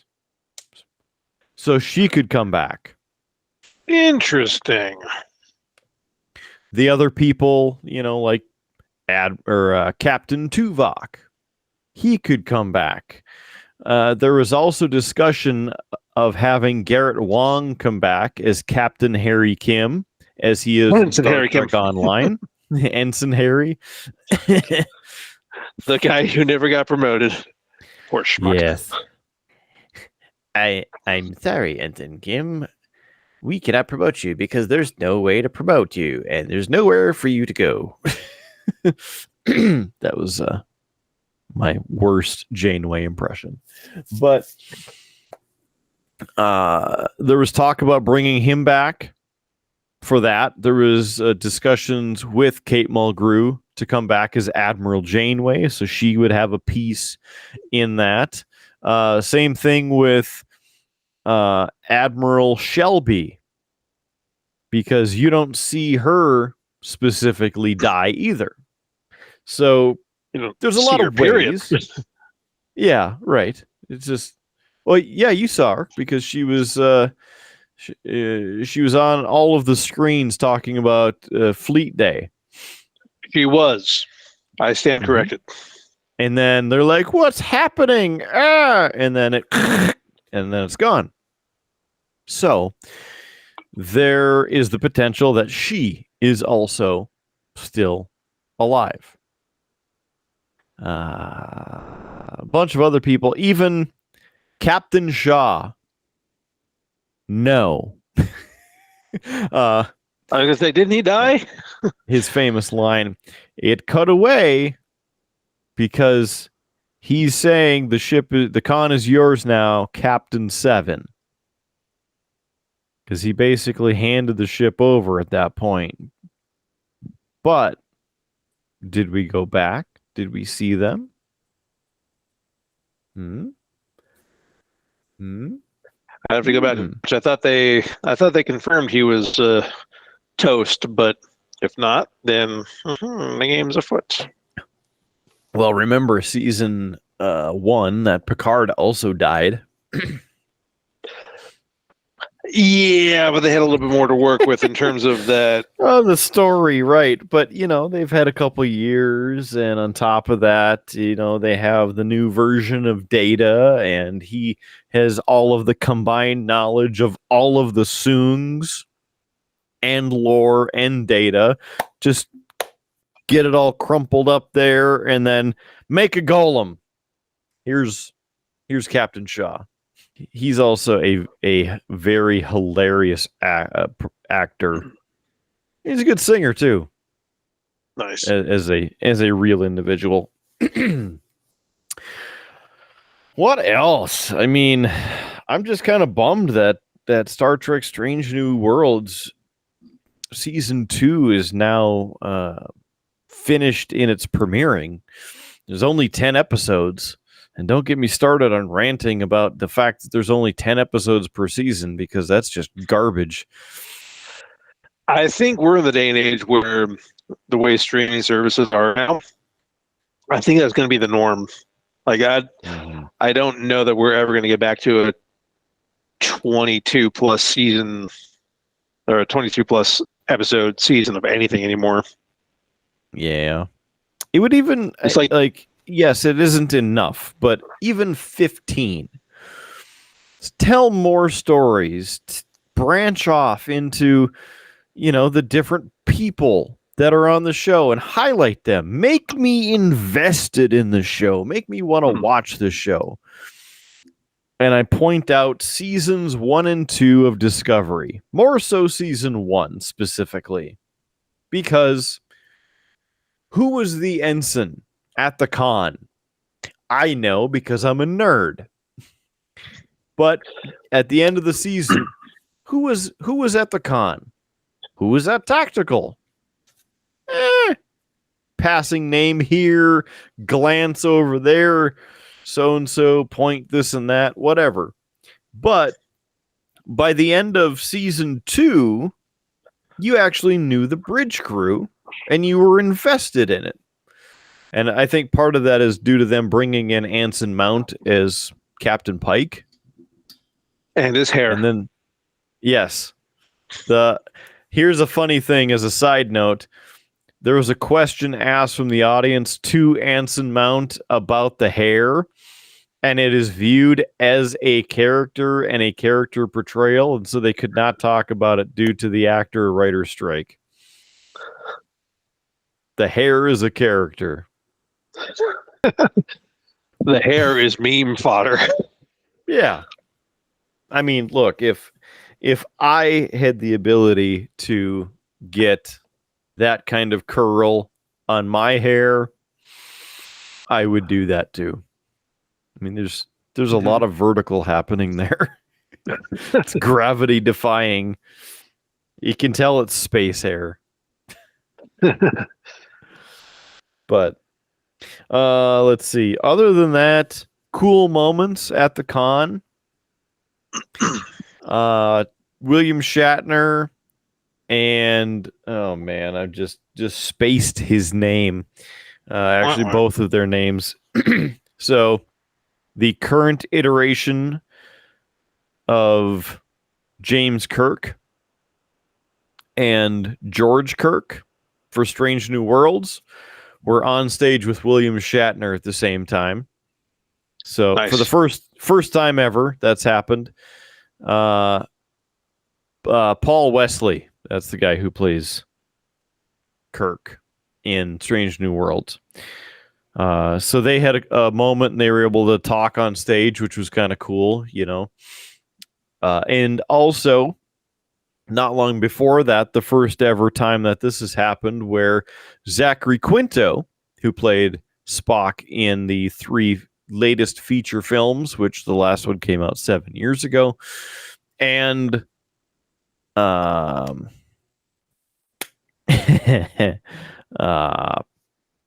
can see his face. The gentleman who plays Spock in Strange New Worlds, Ethan Peck. The two of them met for the first time and were on stage together. And of course, we'll never have the 3 of them together because, Leonard Nimoy has been gone for several years already.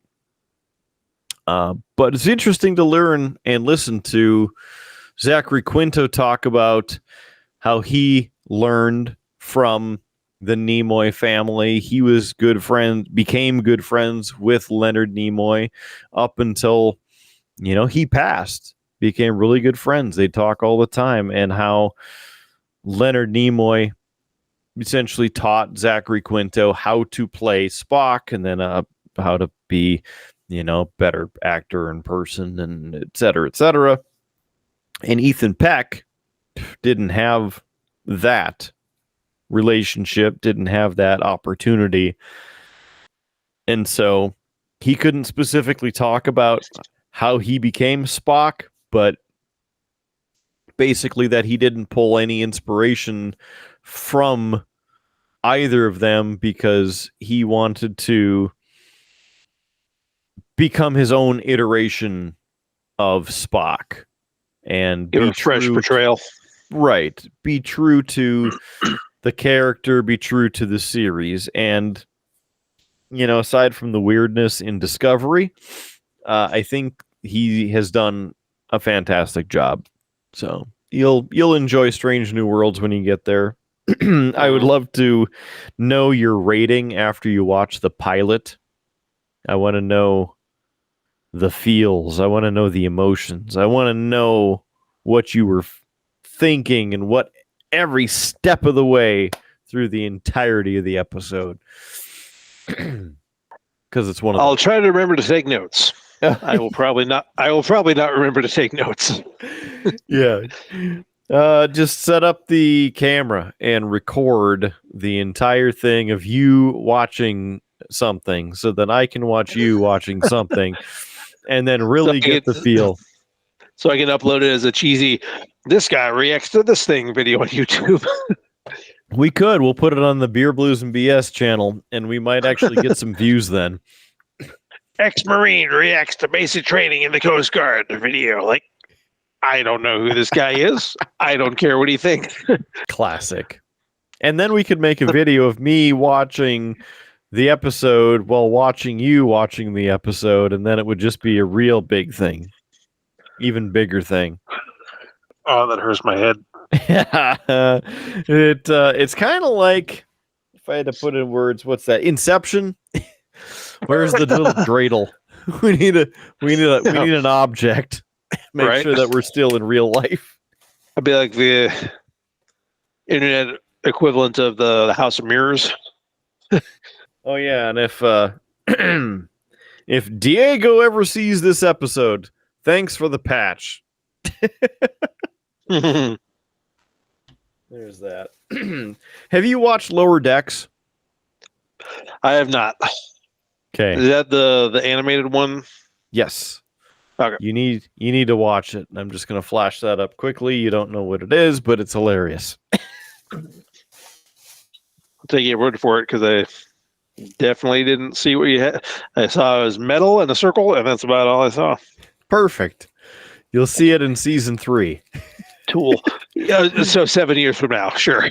Maybe. But look at the quality on this next gen communicator. Look at that. It's fancy. Mm-hmm. Fan sets.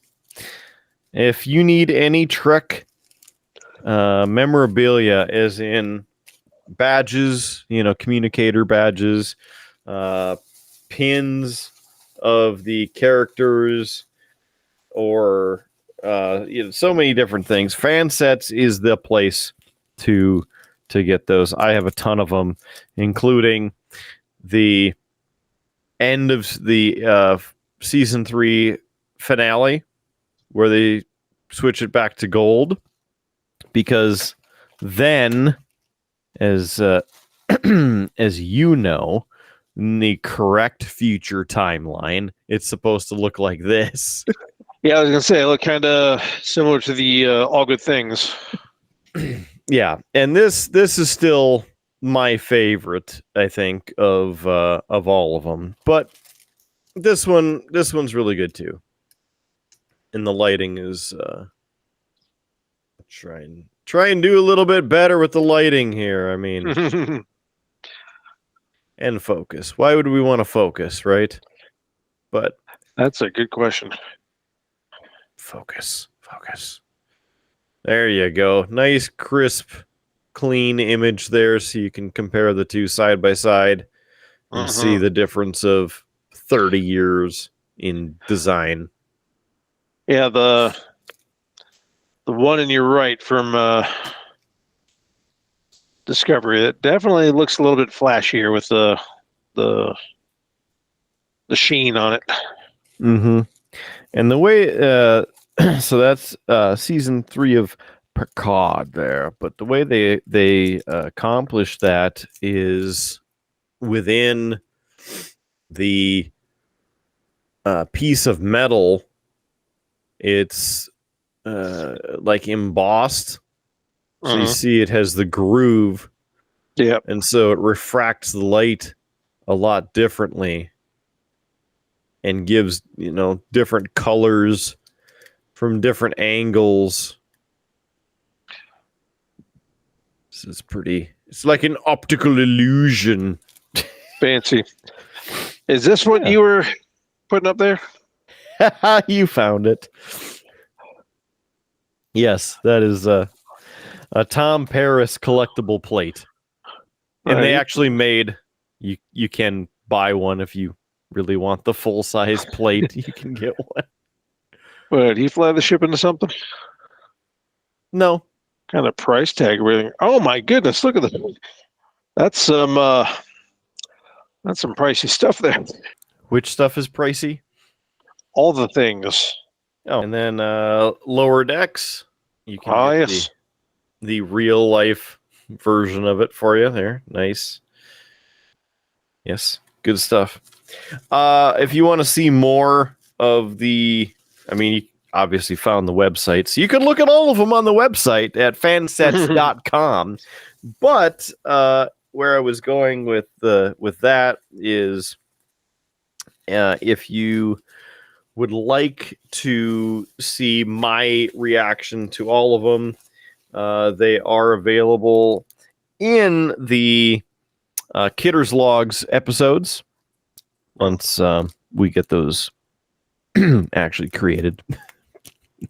And in the other bonus episode of Me at the Con. Every year, Fansets has done a convention pin for the Star Trek Las Vegas, or just STLV. Come on. Excuse me. Here's this year's. They're all poker chips of some kind. And so this is an awesome quirk to poker chip here. And then if you count up the dice, I think it should equal 2023 on them. And the one from last year, I want to say that I have too many, but that's a lie. Even the Future Imperfect badges. Oh yes. Ensign. Mm-hmm. They made all of them. So yes, I have Ensign, Lieutenant Commander, Captain, and Admiral, of course. Do you have Lieutenant Junior grade? They didn't go that far Okay. yet. You win this round. Because they just came out with the Ensign one a couple months ago. Let's see. Or how about, remember this one? Is that from way in the future in Voyager? It's from Voyager. Yep, that's correct. It is from the time episodes. Relativity? Yes, the USS Relativity. What a stoic name for a time ship, because it's all relative at that point. Yes.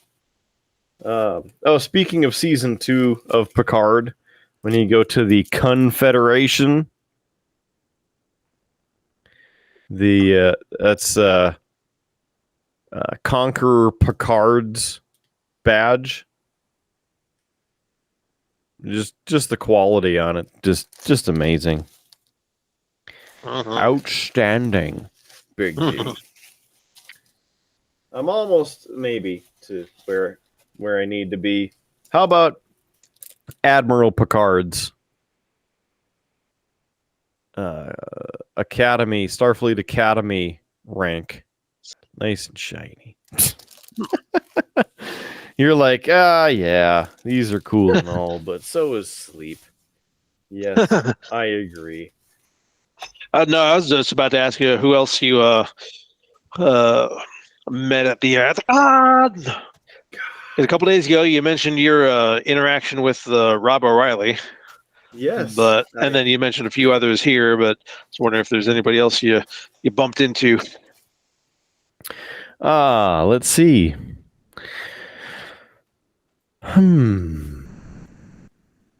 Said hi to Tim Russ in the hallway. Tuvok. Was he looking for shit? Never mind.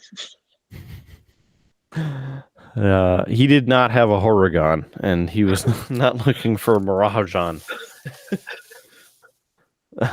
That's a kind of a deep joke, if if you think about it. Jeffrey Combs. You familiar with Jeffrey Combs? Remember, he is the actor who has played the second most number of different characters in Star Trek. He played Wayun, one of the Vorta, as well as Shran, the Andorian in Enterprise, and there's many more. Brunt is Yes, glorious, wonderful as Brunt. Brunt, FCA. But for how much longer? Oh, love it. I could just picture that meme of that progenitor race that Salome Jens played in Next Generation. They put all the DNA pieces together, but they reworded the text in the meme. Like, we seeded the worlds of your species with the building blocks of life, and that is why every world has a Jeffrey Combs sometimes too. Yep. It's perfect. It's hilarious. He's also a really good singer, and the Rat Pack that they do on Sunday nights. Jeffrey Combs is there. Vaughn Armstrong.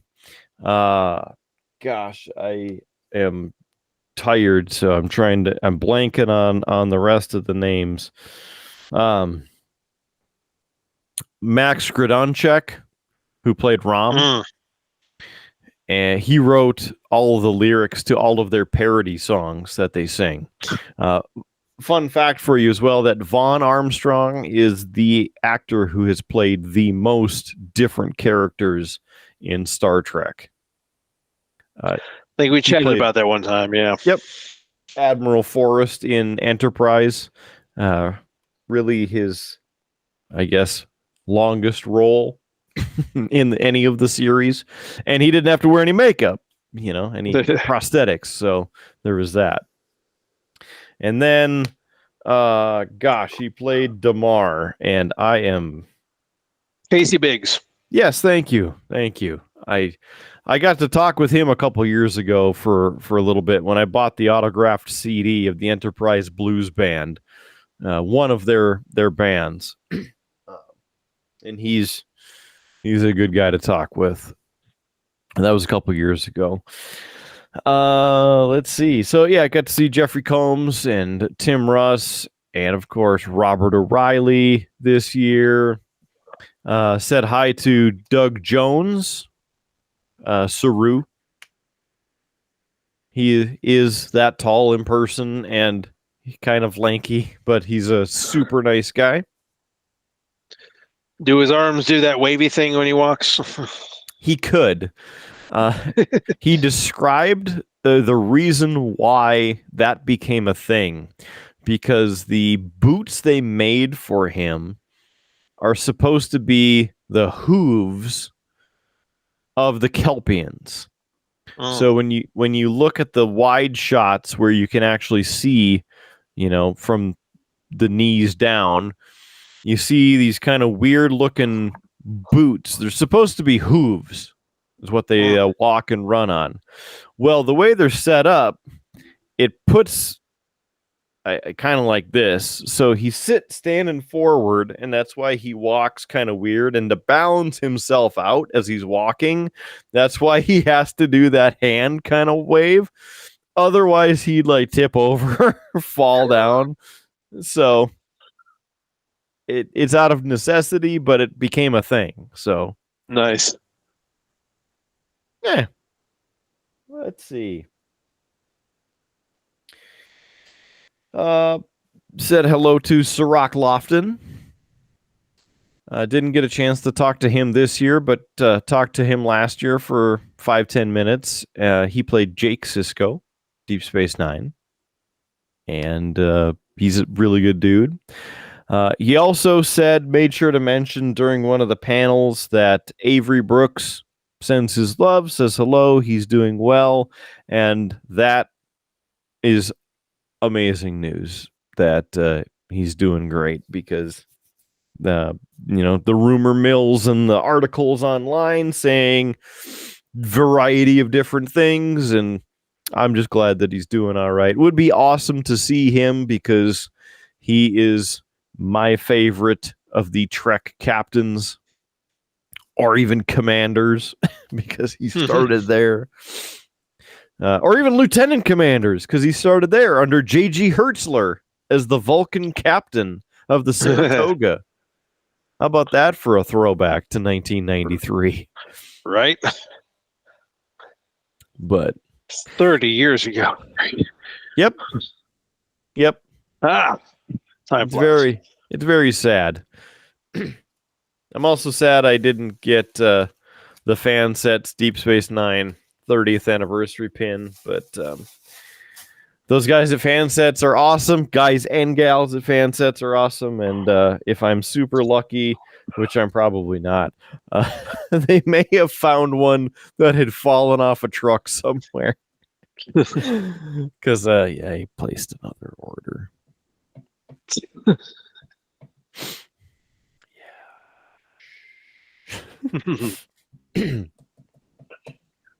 I've spent a bit of money with them. Got to keep them in business, you know? I believe you. So, what else? Yeah. Can you see the classic Star Trek phaser now in the wider vision? I can. Type 2. Yep. Those are now available at some Walmarts. You can also get the tricorder.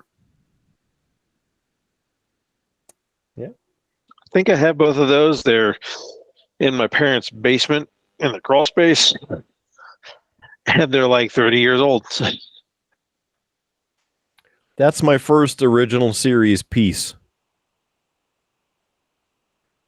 I have Never took it out of the box, huh? Well, I just got that right before I went to Vegas, so. Oh, gotcha. So it's not that old. Gotcha. But I do have, if you remember the old Playmates toys from the 90s. Yep. Okay. I have the Cobra phaser from the Next Generation, and then I have the Boomerang phaser from First Contact somewhere. And then I got the medical tricorder that they came out with a few years later. And then, of course, I have the expensive Roddenberry prop Type 9 science tricorder that lights up and sounds. Because I'm a nerd. And then, the stuff back there, the Batleth and the Mechleth from Roddenberry as well. Authentically sized and weighted as the original props with the leather wrapped around correctly. So they are exactly like the ones from Next Gen and Deep Space Nine. Nice. And you can't see it, but between the Batleth and the Mechleth is the letter opener Batleth that Howard gave me for Christmas like 10 years ago. Because I always told him, I want a Batleth. I need a Batleth. Because when I get a Batleth, I can get a house with a fireplace, and I can put the Batleth over the fireplaces on the mantle. I don't have a true fireplace yet, so I was going to say, what's it doing up there? it's better to show it off there, with everything else. Yeah. I also have if you remember the Take Me Out to the Holosuite episode, which of course you do from Deep Space Nine, Mm-hmm. I have an authentic baseball back there as well. That would be one of the regulation baseballs that they used on the Holosuite. Nice. Yeah.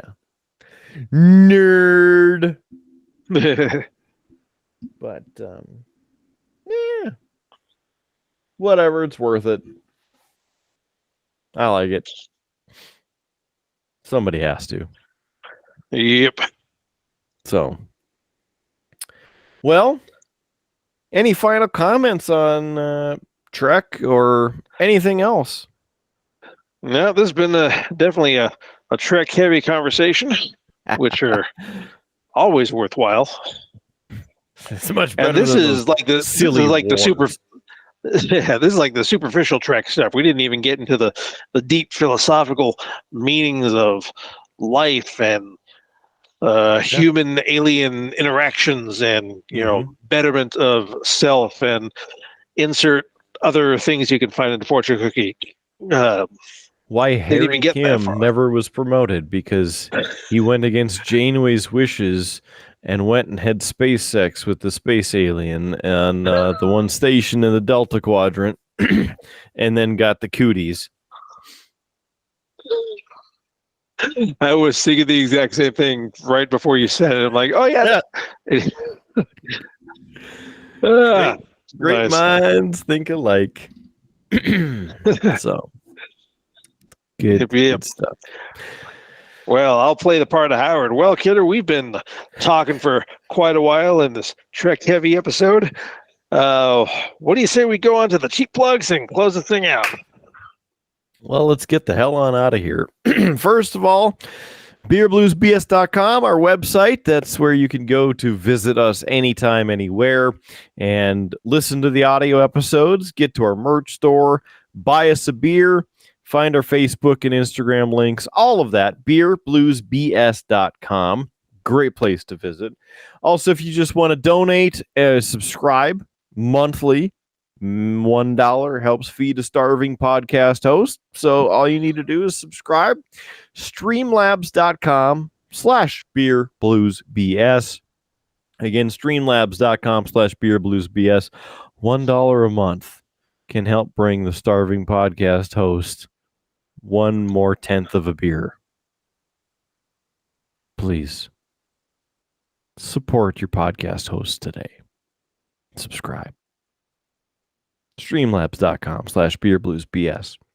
While you're there, you can click the merch button. We reviewed it a little bit earlier in this episode with the coffee mugs, the pint glasses, the t-shirts, swimsuits, anything on there. Ball caps, lots of great stuff there.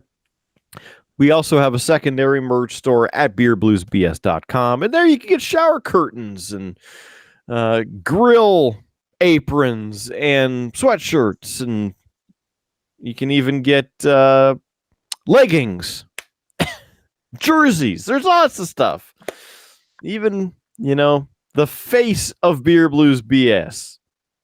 You can see it at beerbluesbs.com. Click on merch. And we'd love for you to buy us a beer while you're at it. I think there's something with Big D, too. He's super excited about being part of the show. I think he likes swing dancing. He was doing something over there.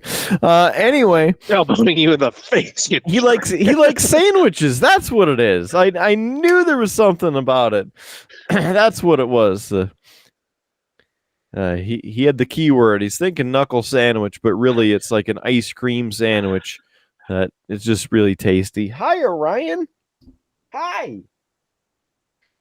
Did you know that you can go to beerbluesbs.com? He helps me out. He helps me design the store. So help us keep Orion fed too. He's looking for something to eat. So, your subscription can help all of us here at the show. Let's see. Other than that, we're on Facebook, facebook.com/beerbluesbs. We're also on Instagram at beerbluesbs. Please follow, please like, please share. Please subscribe. See, Orion is super excited that we're almost done with this thing because he's hungry too, and he's already subscribed, so he can't do any more.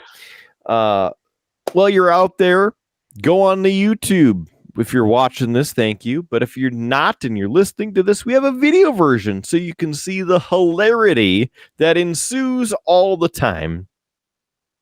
And occasionally something else is actually funny. That is at youtube.com/ at Beer Blues BS. I don't know why YouTube changed it, because it was just youtube.com/beerbluesbs, but now it is youtube.com/at Beer Blues BS. I don't, whatever. But you can subscribe to us there. Please like the videos, thumbs up, shares, and cares. That helps us beat the algorithm. You know, we don't want Terminator up in here, so help us beat the algorithm. Don't let Skynet win. Okay? You can be better and help us get ahead of Skynet. Like us, because then the robots will like us and won't kill us in the apocalypse. Let's be honest. That's why I say thank you to my assistant. You know, when I ask a question of, like, how many miles is it to whatever, or what is 58 centimeters in inches, the proper measurement, you know, things like that. I say thank you after I get the reading, because it's doing the work so I don't have to. Where are we? At the end of the show. Pint glasses. You can get the Kidder's Old Fashioned Perfect Recipe pint glass. Perhaps the Triple B standardized logo pint glass. Beautiful pint glass there. Maybe even the I'll have a water with hops and grain. How about that pint glass? Got my face on it. That also actually lives in the real world as a blanket. You can get that as your comforter. And I say comforter because I will keep you warm at night. I know, that's awesome. The Orion's all excited about it. Stickers. We have stickers. You can get the stickers at beerbluesbs.com. Click on merch. You can put this on your car, or perhaps your Trapper Keeper, or, you know, something else that you want to keep us close and the advertising going, because sharing is caring. Maybe even if Big D, maybe you can see it, maybe not. But look at this classy metal sign with the Triple B logo. You can, it's essentially framed the way it is. It's a metal sign. You can put it on the wall right in your entryway, sharing to everyone who visits that you are an official Triple B destination. It's an exclusivity in itself. So see that in the merch store at beerbluesbs.com, and of course, click on merch. As for the audio versions of this show, we're on iHeartRadio, Pandora, TuneIn, Stitcher, IMDb, Amazon Podcasts, Google Podcasts, Apple Podcasts. I'm sure I missed a couple of them out there. So if you have any of those apps, or any other podcast apps like YouTube podcasts, search for Beer Blues and BS. Please search for it, and then when you find us, click like, click subscribe, click follow, get the updates, and take us with you wherever you go. I think that's about enough for the cheap promotions. We're all over the place. Just please follow us. Oh, Spotify. There's another one for you. So, Big D, closing words of wisdom for this episode. Sharp, pointy objects make turkey tips. And might finally cure that itch, though. And old fashions definitely need all the cherries. And kicked. Ban! All right. Well, It's time to great crash. to have you here. Great to have you here. Appreciate you joining us, and that you stay up late to have some fun with us. The good thing about where you are is it's an hour less in the clock, so it helps you as you keep working west, but it's still late, still tiring. I get it. So appreciate you staying up.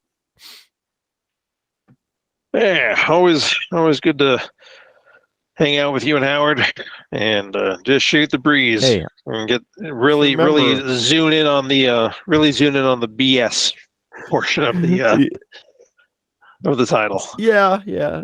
We sure did, and that's fine. But I just want you to remember that I'm the one who stuck around for you. So remember that in your will. So, anyway, yeah, be safe, take care of yourself. I am looking forward to the next time when we get to have another chat, and it was great to see you in person the other day for the first time in like 10 years or some stupid thing like that, or more. 7, but who's counting? Maybe. I think it was 2008 or 7, 8, 9. No, it was 16. Whatever. Yeah, it was 2016 when we were coming back from Korea the first time, and on the way to England, had a road trip through Bismarck, and there was some restaurant that Mrs. D and I were at with you and Howard, and I feel like AJ and Amanda were there, but I don't know for sure. I can't recall for sure. I feel like there were, but I could be wrong. But you were there. You were there. See, I don't remember.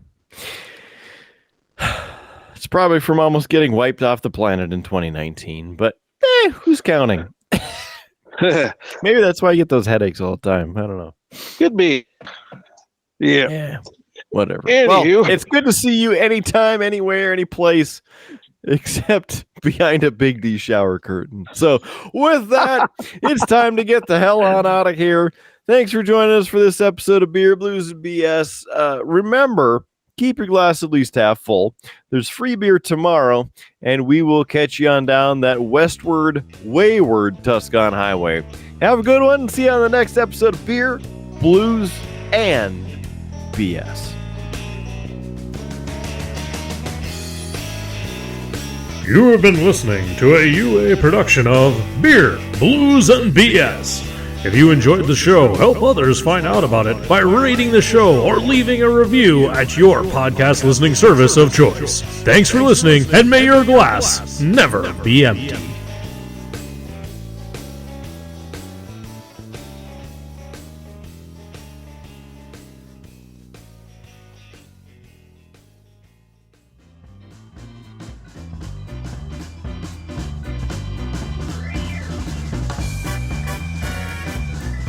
UA Productions presents A Glimpse Behind the Curtain.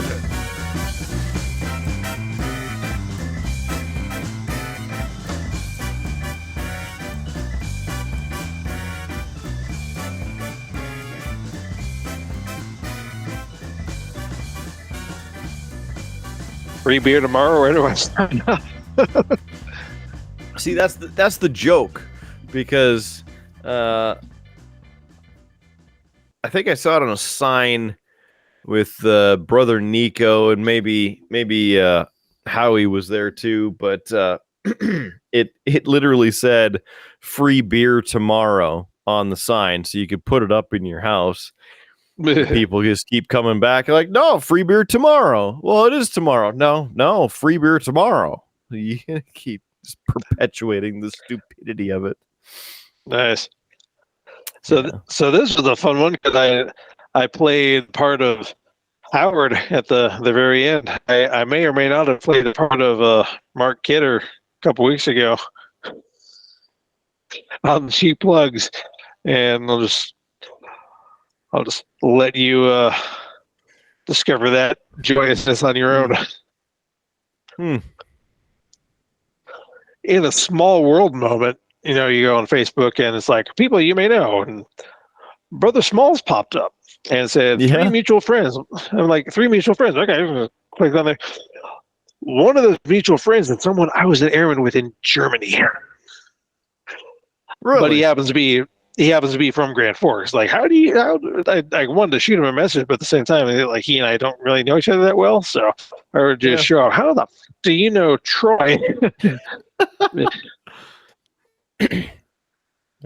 Anyway, good stuff. But I got to work in the morning, and you have lots of miles to cover. So be safe.